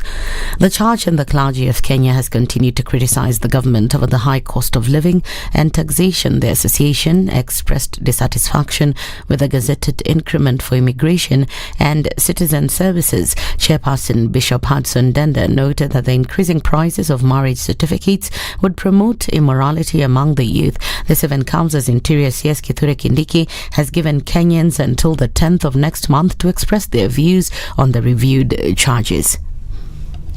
If the fees that is suggested will be charged on people doing a wedding, that will be double taxation, because as a church we buy marriage books at 25,000 from the government so that we can register marriages. And so charging the same people again the much that was proposed, it is double taxation. And two, it will discourage the young people from getting married in a godly way. And therefore, at the end, then probably that can only encourage LGBTQ and prostitution and other things, which we don't want to see in this nation. 2 men have been arrested while trafficking 36 pieces of elephant tusks weighing 77 kilograms valued at 12 million shillings in Maralal, Samburu County. Police said a search conducted on a car that the two found that the two were using realized the 36 pieces of elephant tusks, indicating up to 10 elephants were killed to get them. The men were detained at a local police station ahead of a planned arraignment. Elsewhere, police at Murang'a County have impounded a vehicle that was ferrying over 30 slaughtered donkeys to Nairobi's Kayole area. Maragua Assistant Police Commissioner Gitonga Murungi said neighbors discovered the meat as they were helping push the van that got stuck in the mud. A 37-year-old man was forced to sign an agreement taking responsibility over a pastor's wife after villagers in Lurambi in Kakamega County ambushed the two at the preacher's house. Pastor Harrison Olumbe is said to have been notified of the unusual night presence of the man in his house, prompting a response from villagers. Olumbe said he opted to cede claim over the woman to the man whom he said was known to the family. Akanijulisha ya kwamba mke wako ni kama kwa nyumba lakini hayuko peke yake. Nikawa na mshangao kwa sababu sikuwa na matumaini kwamba naweza mpata kwa njia kama hiyo. Licha ya wananchi kumpiga kwa sababu ni desturi ambayo si kitu kizuri kwenye jamii. Unapo mwanamke mtu wa washei na mke mwingine. Mimi kama mchungaji nimetoa sheria hii ya kwamba iwapo ameona kwamba ni mke mzuri, amchukue aondoke aende naye. Kwa sababu mimi nilioa mke kuishi naye, si kuoa mke aishi na wanaume. Msichana alikuwa rafiki yangu. Sasa aliniita, kaniambia bwanaka anatoka. Nikakuja pati mbaya, tukapatikana. Alikuwa na mimba yangu akatoa, alikuwa ni bibi yangu. And finally, Transport CS Kipchumba Murkomen says they've fixed the power outage challenge at JKIA by installing a generator. Speaking at the facility where he'd gone to check the maintenance of the JKIA leakage, he further said that constructors were on site. You saw the other day we tried to fix the question of generator. We haven't completed quickly as we wanted because the contractor has been a little bit slow, but we reduced the time of the interchange, which is not an excuse because the contractor should be finishing in good time, although he gave the excuse that if he had to do it fast, he was going to interfere with the existing lighting infrastructure that was working. In terms of the leaking roof, is actually a show of neglect for many years. But we are not sleeping on the job. We have made great progress. We are going to sort out these issues. The government has a good plan. That plan is on course. For now, the contractor is on site to do minimum repairs, but we have a plan to make sure that we do a more comprehensive repairs. And in the international scene, China and the United States have agreed to launch a working group on climate cooperation ahead of the United Nations Climate Summit this month. In a joint statement published in Chinese state media and released by the U.S. State Department, the two governments said the group would focus on energy transition, methane, circular economy and resource efficiency, among other factors aimed at accelerating concrete climate actions. That's the Newswire. I'm La Obaga.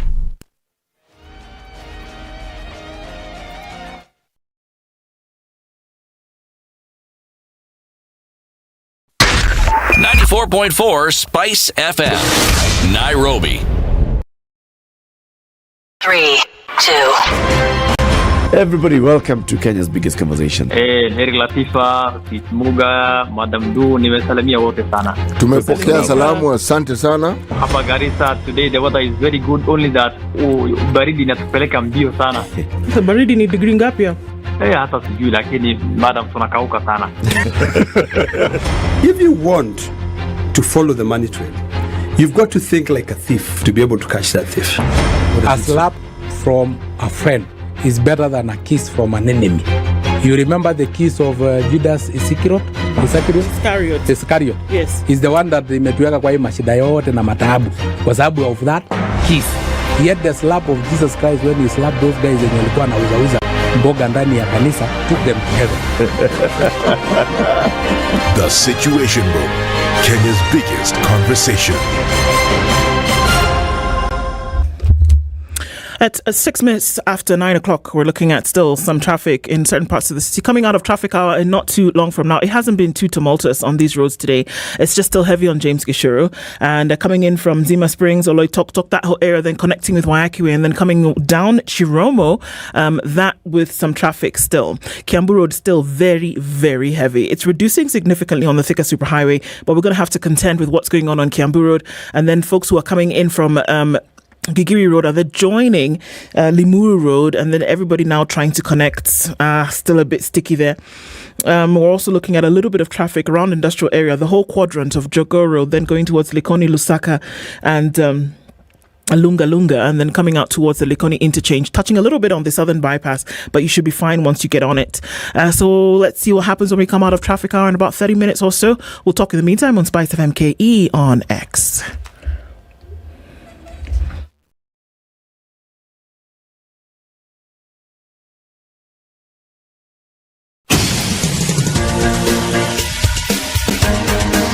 This is The Situation Room, the home of hard-hitting political commentary and penetrating insights about the state of the nation. This is a talk radio experience like no other. The Situation Room, a place for hard truths, debates, and elevated conversations. The Situation Room, witty, political, engaging, deep, controversial. In the room, we have C.T. Muga, researcher, academic, seasoned political observer, a fountain of wisdom in these politically uncertain times. Ndu Oko, Nigerian by birth, Kenyan by choice, communications expert, Pan-Africanist, a truth seeker and believer in people power, and Eric Latin, agent provocateur, the man in the chair, seasoned journalist, news hound, a man who believes in punching up, not down.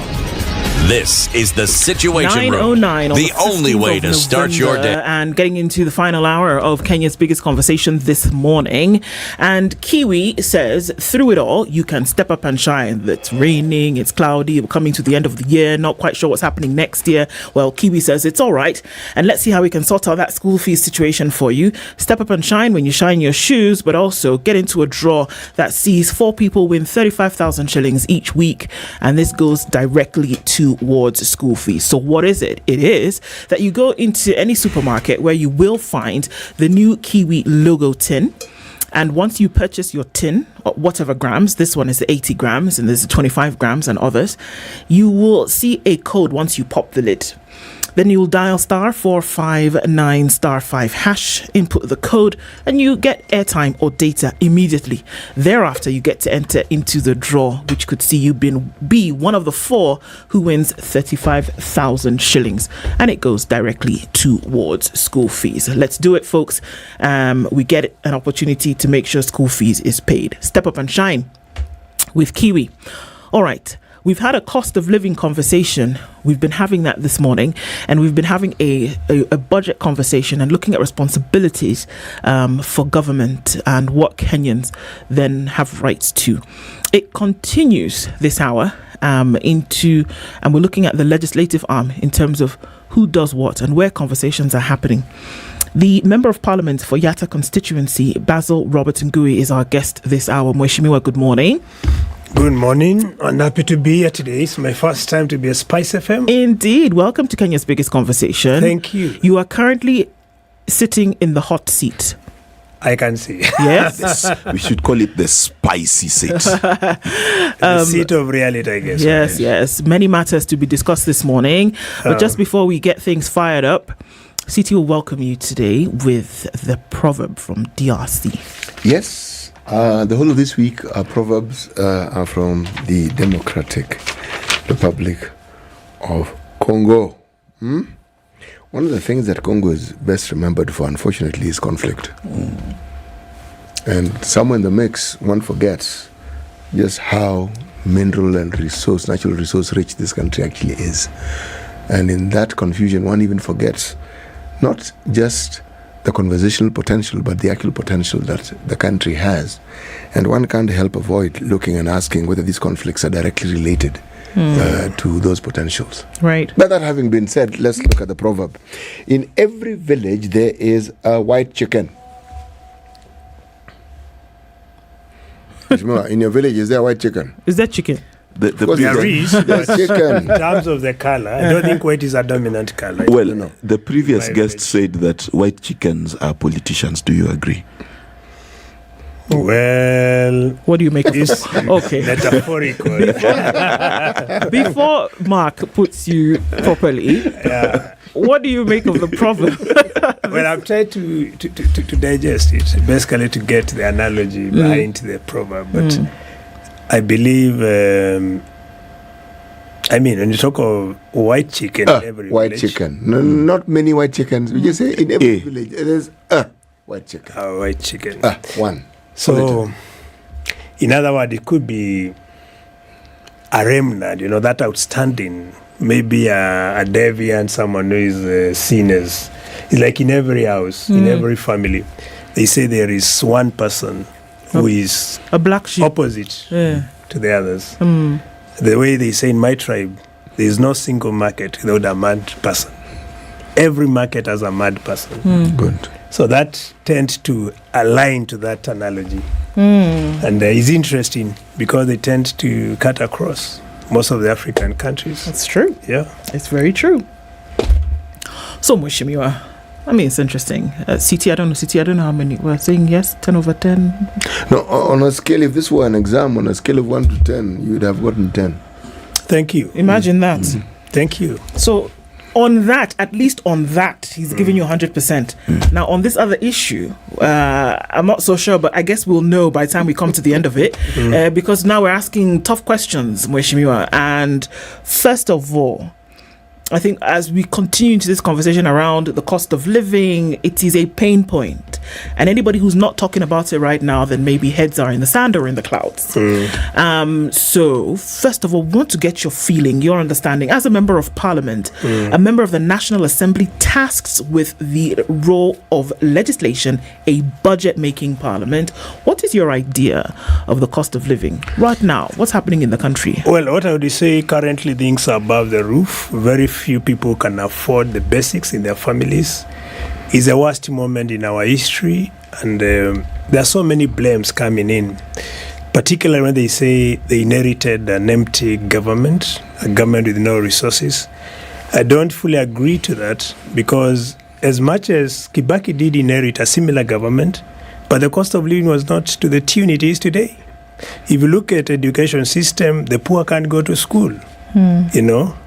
Medical health infrastructure has completely collapsed. If you go to most of the dispensaries, there are no drugs. Unemployment today is above the roof. Every time we are hearing increment on fuel. The global oil prices has reduced by 5.68%. But in Kenya, we have not reduced by that percentage. Today, they have only reduced by 2 shillings. And on kerosene and petrol. Non-diesel. On diesel and kerosene. And the kerosene. Yes. So if you go to petrol, the price is still the same, constant. If you go to our neighboring country, Tanzania, they have lowered fuel prices by 5.68%. So there's so much that our government needs to tell Kenyans, because here you are collecting taxes, you have made life unbearable for many, but you don't see the money. Where is the money? Now you are talking of supplementary budget. What are we supplementing? What happened with the previous budget that we passed in Parliament? What was implemented by that budget? But now we are supposed to be asking you, Mheshimiwa, because you and you know we are waiting. We are waiting for it in Parliament. But you see, let's be honest. Today, Parliament has been left by only a few, myself and few people in Azimio, who are with the Mwananchi. The rest of the members of Parliament, they are not with the Mwananchi. That is the truth. Let the truth be told. And that is the simple reason why most of what comes on the floor is actually passed. It's hurried through. Because the opposition, we are putting an opposition as a people's representative, but our numbers are so little to make an impact.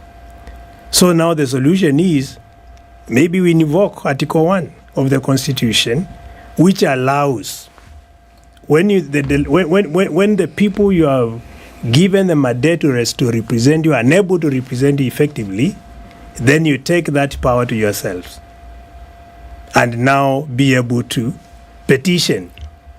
And it goes back to what we had with Article 37, where Kenyan citizens were able to go to the streets, demonstrate, etc. Of course, there were so many voices saying this is not what we want, but sometimes it serves as the only solution left. You know, we don't want, of course, people to go and start destroying properties, etc. But if we cannot petition in the House, then the only way out is for people to engage in other forums and tell One of your colleagues has suggested that Parliament should be dissolved then, and then let's just go back to the drawing board, because it seems as though Parliament, in the name of the National Assembly and the Senate, is not actually able to do their job. If you can't, if we talk about the usurpation of Parliament, if we talk about the executive having put Parliament in its pocket, if we talk about, by the time a decision is being made on the floor, how many people are actually in attendance? suggestion has been, then this budget-making legislative arm of government, then everybody should go home. You see, I want to disagree with my brother who said the entire parliament should be dissolved. What he should have mentioned is particularly Kenya Kwanza MP should be recalled, because they are not for the people. You see, when you go to parliament, doesn't matter which party you are in, you are there to represent views of your people. So if your people are telling you ground is bad, situation in Mbaya, you are the one to correct the government. And on the floor, if you see something which is harmful to your people, you stop it. But look at what happened when the finance bill was brought to the House. Only handful MPs were able to vote with the Mwananchi. The rest, they voted with the interest of their master. And that is why I'm saying the issue is not to dissolve the entire parliament, but the issue is to recall those members of parliament who don't seem to understand the situation on ground and what is inflicting the people who gave them the mandate to represent them. Yeah, but Mheshimiwa, two things. First and foremost, the idea of recalling MPs has been discussed for many a time, and the law for that doesn't exist. The Constitution allows it, but we do not have a law to activate it. That's number one. But again, proponents of the government would argue and say, so for example, on the price of fuel, we've seen IPRA saying that they have brought down the cost. It would have been 230, it is now 217, so that's 13 shillings you're saving. They're saying that the G2G deal has stabilized the dollar. If they had not done that, the fuel costs and the dollar costs would be through the roof. The dollar would probably be 200 shillings. Are those things that you can say are actually helping this country move one forward? Thing, there's nothing like G2G. That's a scam.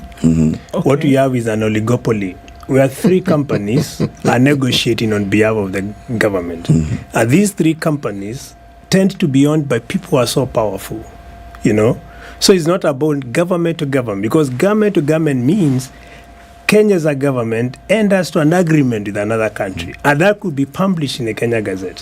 Have you seen such a publication? No, I have not. So there's not like government to government. These are an oligopoly, and that's why you saw the lady who brought 70 billion worth of fuel. She disappeared. You know, because she's entering a market that is already controlled by three companies of powerful persons. You know, if you talk of the kind of arrangement being done, someone has mentioned today, we were in a show in the NTV, that Kenya today is actually getting this fuel on loan, on credit. Yes. That's what he said. This fuel is repaid after 180 days. Now the question is, if today I advance you fuel today and you repay me after 180 days in dollar, and the dollar is losing, Kenya shilling to dollar, we are losing every day. So meaning by the time I'm purchasing when the dollar, for instance, is exchanging at 150 shillings. The time you go to repay, it is maybe 154. So your people are losing every single day, putting your country to numerous circles of debts, you know, losses from day one to day two. Doesn't need a genius to tell that's a simple loss. The value of money, the future value of money, that's a factor. That's how to be factor. There's something I don't understand here. What has the role of government been in the importation of oil in this country? I'm asking a simple question. What is the role of government? Regulation. Yes, regulation. Yes. Okay, so there are people who are players in that field who have been ensuring that they bring in the product because that is their business, and then they do whatever it is that they do with it. Is that not so? True. So when we say government to government, it means then the government got involved in the purchase of oil. And that's why we say it's a scam. Yeah, because there's nothing like government to government. They have not negotiated.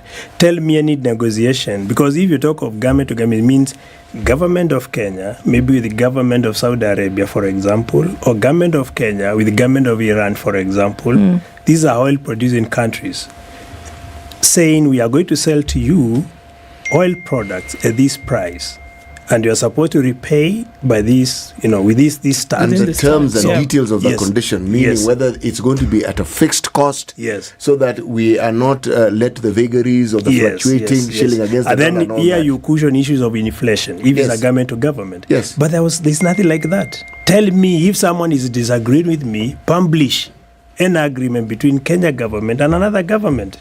So if you share such a publication, then at that point we can agree with whoever is saying is government to government. So essentially, what we are now discussing is a statement that was made prior to what we're now seeing, where we were informed that there's a government-to-government understanding. Yes. And it doesn't seem to follow in the footsteps of our other government-to-government understandings that we've had, because there's fanfare in signing documents, there's a permanent secretary involved, the ministry involved. This one, we're saying none of those things were visible, if indeed they did happen. I see.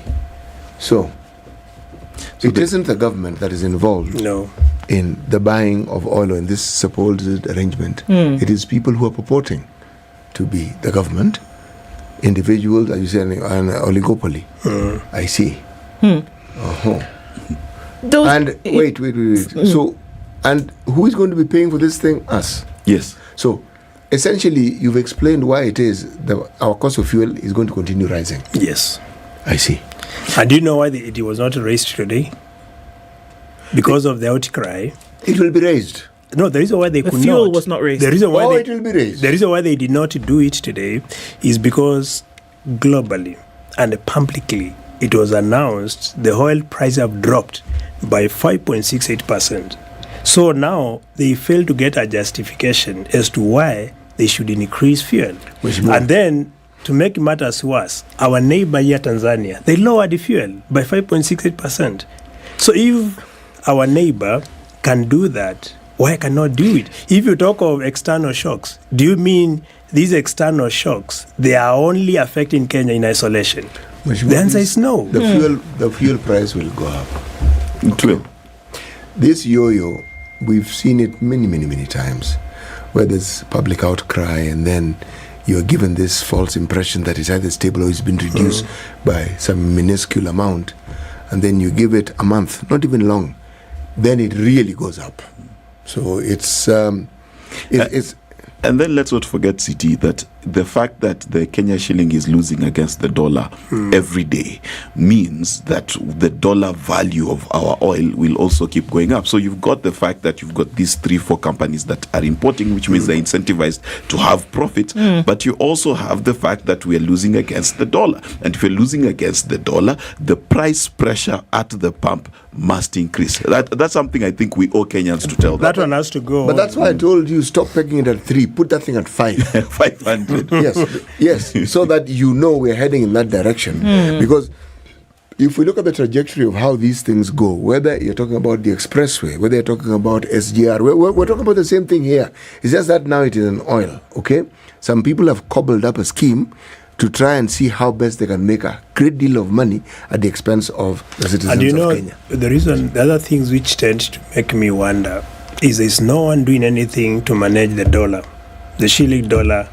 And yet that can be done. Some of the things we are making is actually we are strengthening the dollar. For example, the affordable housing, which is now a very big concern. If you stimulate construction of housing, the so-called affordable housing in quotes, the materials used to buy for housing, most of them are imported materials. So you are actually creating an artificial demand for dollar because you have to import steel. You are using dollar. You are using your dollar for you to import steel.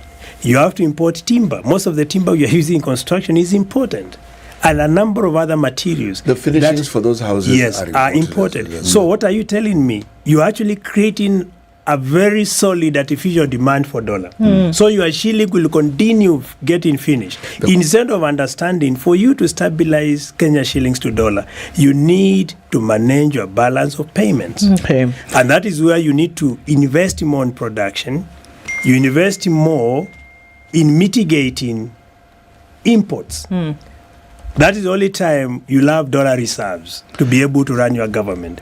But if you come up with strategies that are going to create more demand for dollar because you need to import the materials or the ingredients needed for these projects, then you'll finish yourself. And that's why I don't understand what our economists are doing. They are hypothetical economists. That's the name I give them. There are a lot of layers of issues happening here. Whether we look at here, we're talking about the dollar issue, we're talking about this whole fuel thing. G2G, I think, is a shocker for many because you've told us actually it's no government. Yeah. There are companies, which I'm sure at some point in some conversations, those come to light. There is the issue of the control of budget and the the numbers that she's been talking about in terms of debt. Parliament, again, had conversations about where debt should come from and where it should go. She's brought some interesting things out. All of this now adding to the question that we continue to ask in terms of where then is Parliament in terms of asking these questions and demanding for answers. You've alluded to the fact that it's difficult because, by the time a decision is being made, you really have no say. And I think that's where I'm stuck. Because if we are saying the one arm that then has a task of then being able to question, being able to interrogate, being able to demand, being able to oversight, is basically telling us that they don't have the power, I have to ask. So where are we? And that is why I said the voters need to understand about their people's representative and the role they're playing. Because if you elected someone to represent your interests and this person is massaging the authorities, enjoying with the authorities without telling them the truth, then you have a duty to see how to recall these people. If you can't recall them now, you need to write somewhere and be firm on your decision, because it's unfortunate, because you see what is going on, unless someone is not living in Kenya, no one who doesn't understand the situation we are in today is a very worrying situation, a very difficult moment for many Kenyans, from all facets of life, from education, health, infrastructure, everything. And if you talk of the issue is the debt, I don't disagree. The issue is not the debt. There is no country in the world today which doesn't have a debt. And I'll give you an example of advanced economies. I'll start with the United States. The debt ratio to the GDP is of 120%. Japan, the debt ratio to the GDP is at 200%, one of the highest in the world. But those people are living a favorable, better life than Kenyans. If you go to China, the debt ratio to the GDP is at 48%. Kenya, our debt ratio to GDP is at 67%. The issue is, when you borrow the money, how do you spend your money? If you borrow money, it's like borrowing money to take your family for holiday to Mombasa. And you're supposed to repay this money in foreign currency, and you do not invest the money in a revolving program where the money can be able to be regenerated, then you are finishing yourself. You're shooting yourself on the foot. Yesterday, the president, the last week, he came to Parliament, he made a very elaborate speech. And you all clapped for him? Me, I did not. Because you see, if there is anything tangible, I'll praise you. But if you say something which I don't find it, my conscience doesn't tell me this is correct, then I'll just keep quiet. Because I respect him as the head of state. But if you listen to that speech, he never stated anywhere how meaningfully the government is going to term wastages.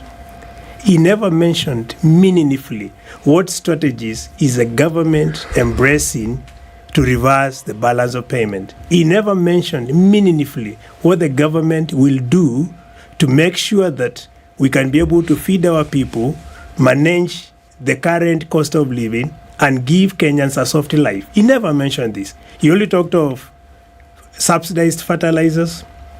He talked of job creations that are being generated. We don't know what these people have enjoyed from these jobs, because the other day we saw KRA, 57% of new recruits coming from 2 tribes. So if you listen to all that, it's a package of a very elaborate, comprehensive speech, which was longer than expected, but there was nothing tangible to answer questions that common man have. Because today I'm telling you, look at education system. Me, I went through help system. It was the best model.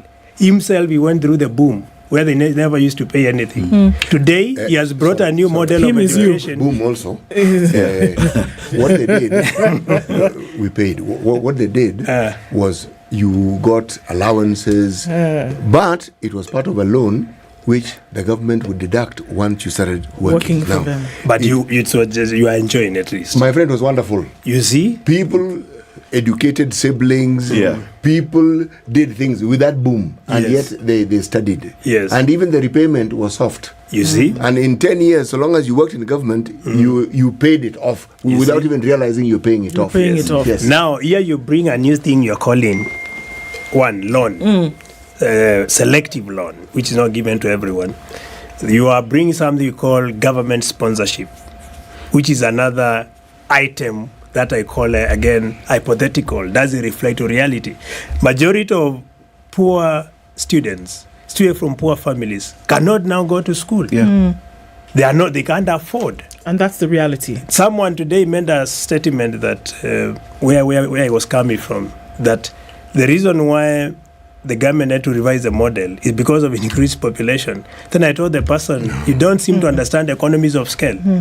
Initially, before parallel system was introduced to Kenya, all the self-sponsored model was introduced, Kenyans were complaining of brain drain. So many Kenyans going abroad to learn. So we said, what do we do to retain these people and ensure our shilling doesn't go to other countries? And that's why we brought the parallel program. Those who don't qualify through joint program or regular program like the one I went, we lowered to C+. Instead of going with the minimum, during my time was B plane, nothing more. If you get below B plane, you are for diploma. They brought now the parallel program, you know. But you paid more for that parallel program. Yeah, but you see, it was a way to tell those who are with the money now, the rich. Not only that, don't take your kids to abroad. Let them study here. But you see, the minimum requirement was still met, because the minimum requirement for university entry was actually C. C+. Yes, it was C. So, but you couldn't, because many people did well, and the number of people who were gunning for those C's were too many. So the bar was raised. So now, if you look at currently, we have so many universities. Very many. And we have people, majority of Kenyans want their kids to study here. Yes. Even Tanzania, they are bringing their kids here. Yeah. And the Ugandans as well. So you cannot start telling us it's because of increased population that we are revising the model. Someone saying that is trying to hide his head under the sun and trying to assume, to come up with stories to protect issues which we know for sure that does not hold the water. That kind of statement. Let's take a break on that point, shall we? Yeah, it's 25 minutes to 10 o'clock. The Honourable Ngui is in the studio with us this morning and looking at cost of living. What do we need to do? And we're asking in the hot seat as a member of Parliament in this position, what actually does need to happen? Let's take a look at what's happening with weather and traffic. Come back and continues after this.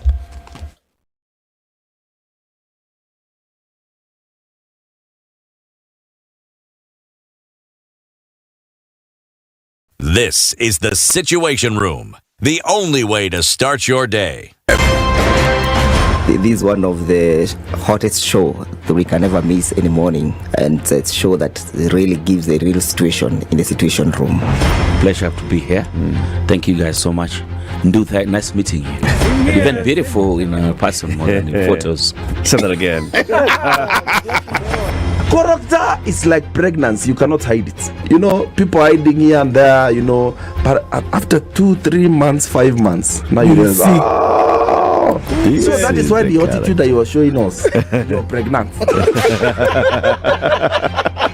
It's like what my grandmother would say. Cannot pickpocket a naked man. How's that? It's communal, isn't it? No comment. The Situation Room, Kenya's biggest conversation. All right, looking at partly cloudy conditions in Nairobi this morning, highs of 24 and lows of 16. It's partly sunny at 19 in Nakuru and cloudy at 19 in Nyeri. Into a sunny Eldoret now at 17, we'll see highs of 23. And in Mombasa, 27, the rain continues going to highs of 30. It's cloudy at 28 in Malindi with highs of 31. And into a sunny Kisumu at 25, we'll see highs of 28, while Kakamega will see highs of 27 and lots of sunshine. Kampala continues to rain at 22. 22 with highs of 27, and it's sunny at 27 in Dar es Salaam with highs of 30. Mogadishu sunny at 30, highs of 32, and Addis Ababa is sunny at 18 with highs of 25. And in Johannesburg, mostly cloudy at 15 with highs of 25 and lows of 13, while at 25 it's mostly cloudy in Lagos. We'll see highs of 31. It's cloudy at 24 in Kinshasa with highs of 31 as well. We're looking into a cloudy Beijing at 9, and that'll be the high, coming down to lows of 3, while it's cloudy in Paris at 10. London is cloudy at 9, 5 degrees, and clear in New York on Tuesday night, coming into Wednesday, highs of 11 and lows of 5.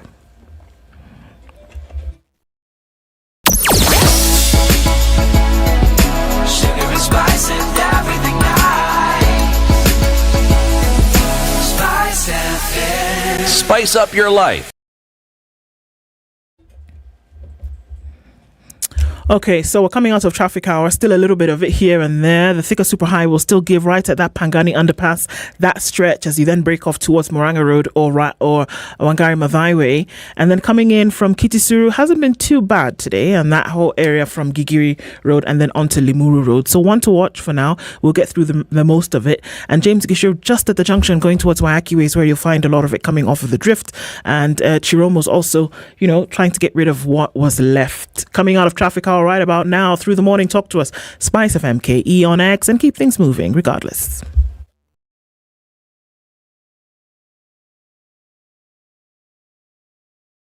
Mature, intelligent talk every morning. Spice up yourself.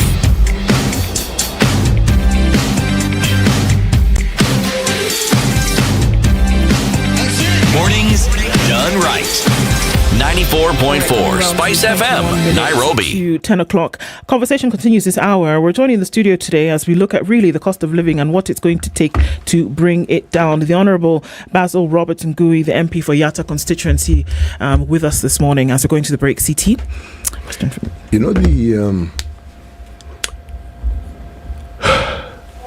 It's really draining to talk for an entire hour about such depressing issues. Mm-hmm. And yet we must, because it must be understood. Because it appears that every time we discuss this, my mind keeps going to something very simple. How long can those in power sustain what they're doing without some very dire consequences? Because we are, in my mind, heading towards a precipice. And I don't see any action that is being taken to forestall this or to ensure that we turn away from it. And the precipice that we're heading towards is default. True. And default will have such catastrophic effects on the people of this country. This isn't suffering compared to what that will bring. And even if we don't default, truth be told, the rate of taxation, I've just seen there's a new increased cost again. I'll check just now. But the problem is, if we're increasing the cost of access to government services, cost of earning a salary, cost of buying goods, we're increasing all of those costs and reducing and shrinking the business environment. At the end of the day, even if we don't default, the Kenyan people need to be cautioned from the pain that one we're already in and is likely to increase. What are you doing as opposition, especially given that there are certain committees that must be headed by opposition minority members? How are you guys dealing in Parliament and trying to stem, in those committees specifically, tries to stem the pain that Kenyans are facing now and will likely continue to face tomorrow? Something which many people don't understand. If you look at our committees and you do analysis, the so-called critical or the fulcrum committees, most of them are headed by Kenya Kwanza, budget, finance. Yes. You mentioned them, even roads and infrastructure. But oversight, as oversight, the only thing we can do is to talk and tell them this is wrong. That's what I'm doing. It's part of my oversight. I'm explaining when things are not right. But when you go to the floor, you have zero control because you have limited numbers. When you have limited numbers, then it tells you there's little you can do to be able to reverse the trend. And in reality, he asks the question, the dire consequences. Do you know today we are burying people every day? I'm speaking as elected member of parliament from my constituency. Every village, we have a barrio. And these are outputs that result from increased cost of living. Very few people can manage. And if you go back to history, Charles Darwin, theory of evolution, he says survival for the fittest. Now the fit, pocket-wise, they are the ones surviving. Those with nothing in their pocket, they are being eliminated. And are you saying that people are dying because they're not able to eat? What is killing cost people? of living. Is there depression? Are people taking their own lives? What's happening? If you go to hospital today, you are told start from point here. You pay consultation fee, whatever it is. Then you move there. When you go to stage 2, you are going to supposed to pay another something. Maybe you are, for lab, etc. The third one, you go to the medical doctor. So those who can't move from stage 1, they go home to go and look for resources. And since they are ailing, and also the stress that comes with increased cost of living, people are dying at a very fast rate. Because if you can't meet the basics, and extremely when you are suppressed by the economics, as outcomes, as outputs, immediately you find some are committing suicides. Those who cannot, you find they are unwell, they can't be able to cure themselves, access medical or afford medical care. As a result, you bury people every single day.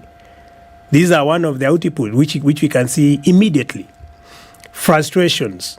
Now you see majority of our people, for example, the youth, life is unbearable for them. You leave school thinking you're going to be employed. Yeah. You come here, you find this a polarized, ethnically polarized environment. If you don't belong to this particular tribe, you can't even get a job, If you don't come from a connected family, you can't get a job. If your parents can't afford to bribe, you can't get a job. So, as a result, those stress levels, frustrations, make even our young people go to drug abuse. You shorten your life expectancy.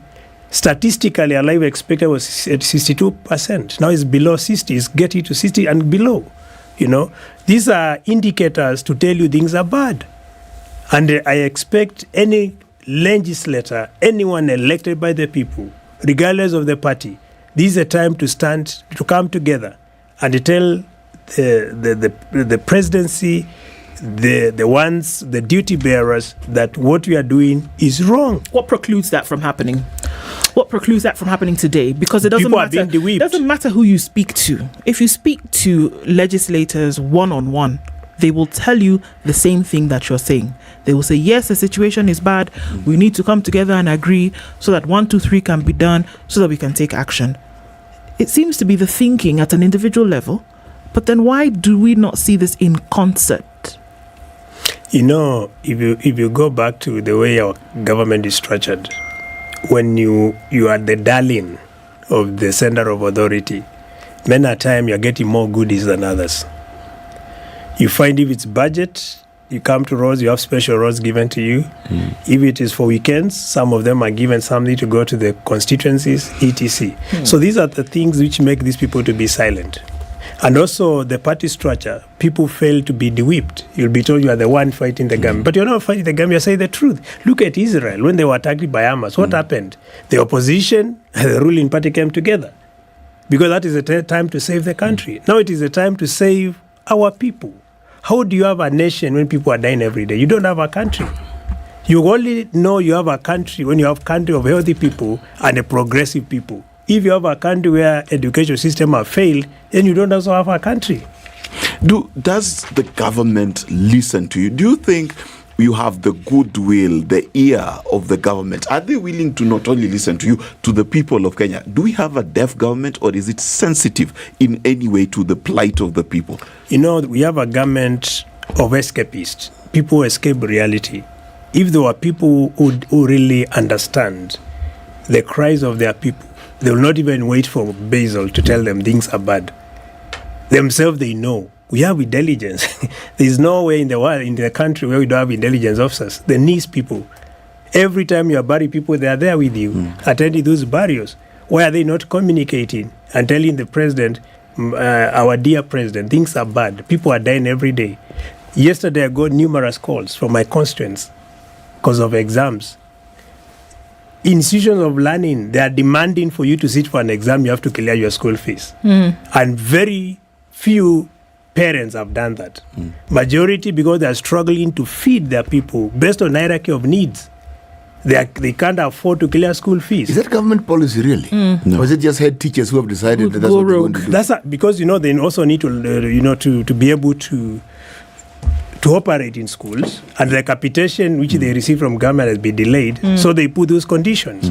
Now you have a generation, you have learners who you are prepared for a long period to come and be examined at the end of the year. Now you are telling them you can't sit because you have not cleared your fees. All of them come to members of parliament. I don't have a kitty, a special kitty to meet the needs on those But ad hoc needs. I have to fault these head teachers. I have to, because if that student has been in that school and has been prepared all this time, what is additional cost that you're going to incur with them sitting for the exam? And it's because you think that if they go, you'll never see them again. You see, this is... But you have the results. It is a reality. I'm actually supposed to raise it in parliament to tell them this is... we can't accept this. Because if you force and you actually impose a condition which cannot be met, you are telling poor parents to clear school fees within 3 days, and you understand for sure people have been struggling even to feed their families. Mheshimiwa, I was a chairman of the board of management of a village school where I come from, and fees default was something like around 75%. Okay, and there is no time any of those head teachers ever prevented anybody from sitting for the exam, not once. So these ones who are getting away with it, I mean, there is absolutely no excuse. It doesn't matter whether you've got capitation or not. It doesn't matter. And go to the universities now. As we are talking now, all universities and the colleges, they have imposed, if you have not cleared your school balance, then forget about sitting exam. And that's why they issue exam card. Exam card is what allows you to get to exam room. And the exam card is pegged on have you cleared your school. You know what I'm seeing? What I am seeing is that we've institutionalized and we've nationalized impunity. Because we have people in authority who seems to determine what they're going to do, irrespective of whatever else is the law, irrespective of whatever else is actually supposed to be done. And other people who have authority, in whatever pocket they're in, they're doing exactly the same thing. Because if I ask, is it legal? I'll be told, no, it is not. So who allows them? We are seeing them doing it, and it's being done. Happening. But that is quiet. That's a failure with the Minister of Education. The minister should... If you contravene the laws, what has been stipulated by the ministry, the guidelines given, then they should tell those universities, we are going to withdraw the charter. If you deny students to sit for exams, then you are going to withdraw your charter. You go and operate in another country. What's happening, is I asked Mheshimiwa here a question. Is the government sensitive? Leadership is from the front. If there is insensitivity at the top, we are not listening to the people of Kenya. There is no way the village chief, the village headmaster, the village principal will get their heart to be sensitive. What is happening here is our hearts are becoming calloused because we are hurt every day. There's new information, new taxes, new bills, new whatever to be done when you are already in pain. Hurt people, hurt people. That's what happened. But no. The reason why I'm not letting go of this thing, I myself, I was a teacher and I was even a head teacher. Okay?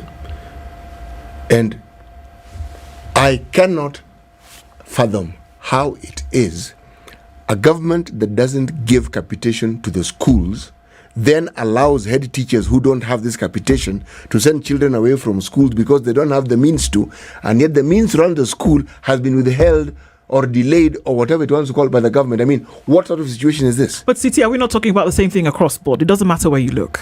This is the thing. Because we're also talking about a government who doesn't understand that young people who've just finished high school, who then have to get a documentation to identify with the nation, who do not have a source of income, are then being charged. It's the same idea.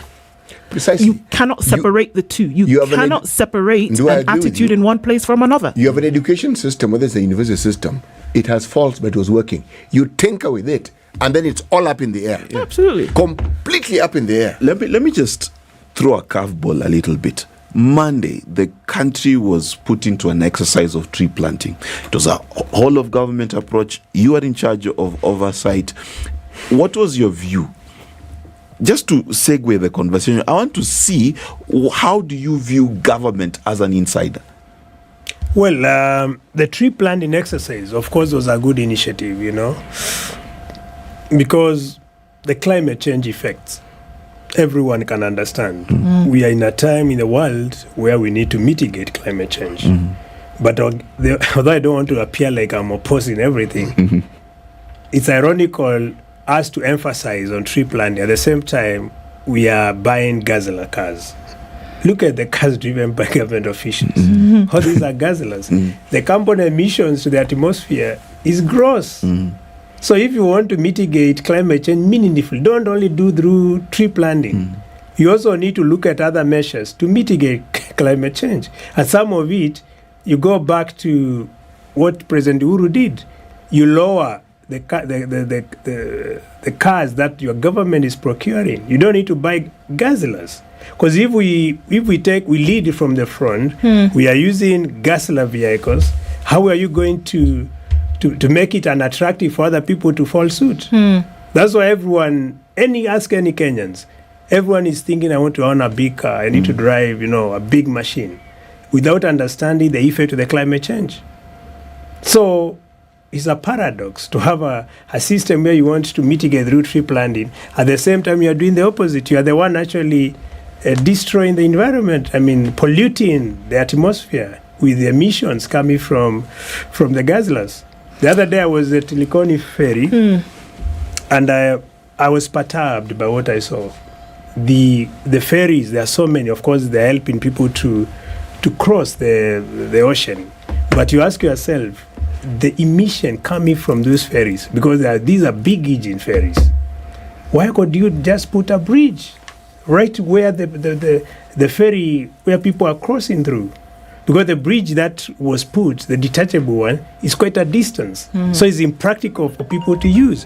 They can't be able to use such a level of a bridge. If you go to Tanzania, there is a place we call Kigamboni. They did put a bridge. Yes. And now they are even reducing the ferry. They don't need the ferry anymore. But here in Kenya, see what's going on. You must understand, a bridge has an element of permanency to it. No, but it's detachable. And bridges generally tend to work. Yes. Ferries need to be replaced every so often. Yes. Bridges don't. Yes. Yes. So you see also cost saving. So, Mweshimiwa, even as we're, coming into the last minutes of this, it's unfortunate, usually we want to look for the things that are happening, because I'm a firm believer that development begets development. That you see something flourishing, that the periphery, by virtue of the fact that this thing is thriving, will catch on. It's like a disease. It infects. Good infects, bad infects. And that we have to be so hard pressed to look for the good that's happening at the moment, I think is a telling sign. And then, as is the culture, we often look up to the one who has taken the position of leadership at whatever level, to then be able to say, give us a sign, give us something that we can then peg our hope onto, to say that something better will happen tomorrow. But unfortunately, the skies look a bit gloomy. And the question then, to those that Kenyans have put the responsibility on their shoulders in terms of leadership, again, at whatever level, is that when will the sky change? Or when will you show us that the responsibility and the position that essentially we have given you by power of our vote will count for something? Even if it is standing together shoulder to shoulder and saying, look guys, this cannot continue in this manner. Even that, at the very least, when will that happen? Well, I don't look to be pessimist, but the truth is, for us to get to that level, one, we need to change our mindset as Kenyans. When it comes to voting, don't vote based on parties, vote based on personalities. When it comes to voting, don't say you vote, you listen with your mouth.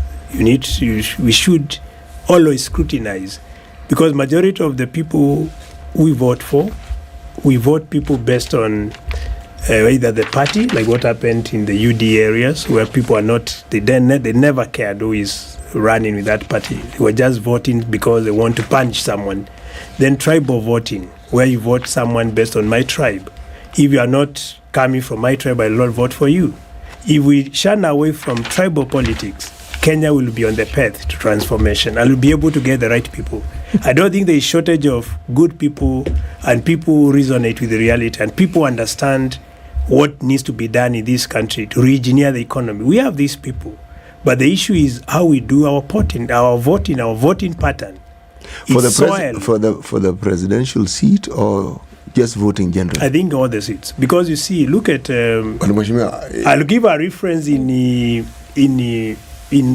Central Province. Yes. Anyone who was not with the UDA, even if you are good, they were not voted in. Okay. Because they were doing it to punish someone. Yes. You know? And this kind of approach to elective seats, or when it comes to elections, we must shun away from it. Because when it comes to suffering, as I've said, now it's about survival for the fittest, regardless of which party you come from. There's no supermarket for UDA. There's no supermarket for Azimio. We are all shopping from the same spots. There's no filling station saying this is for Azimio members, this is for Kenya Kwanza members.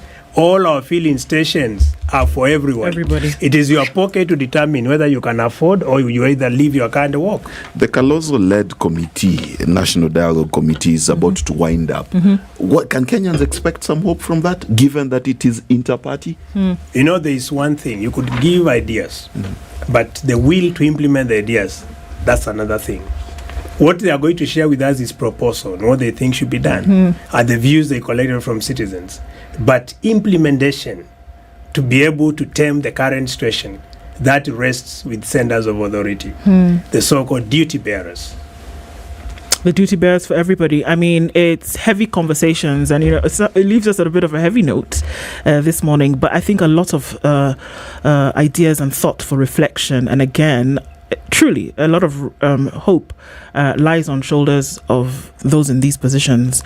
Bezel Robert Ngui is the Member of Parliament for Yatta constituency. Thank you for being here this morning and opening up in terms of truth with us this morning. And as we wind up this conversation this morning, Mark Bichachi has been our guest host again this morning. Again, I mean, 2 days in a row. Honored. Good sport, man. Always great to have you here with us. Comes to the end of our conversation, Kenya's biggest conversation for this Wednesday. We'll be back again tomorrow morning. Have a wonderful day. It's 10 a.m.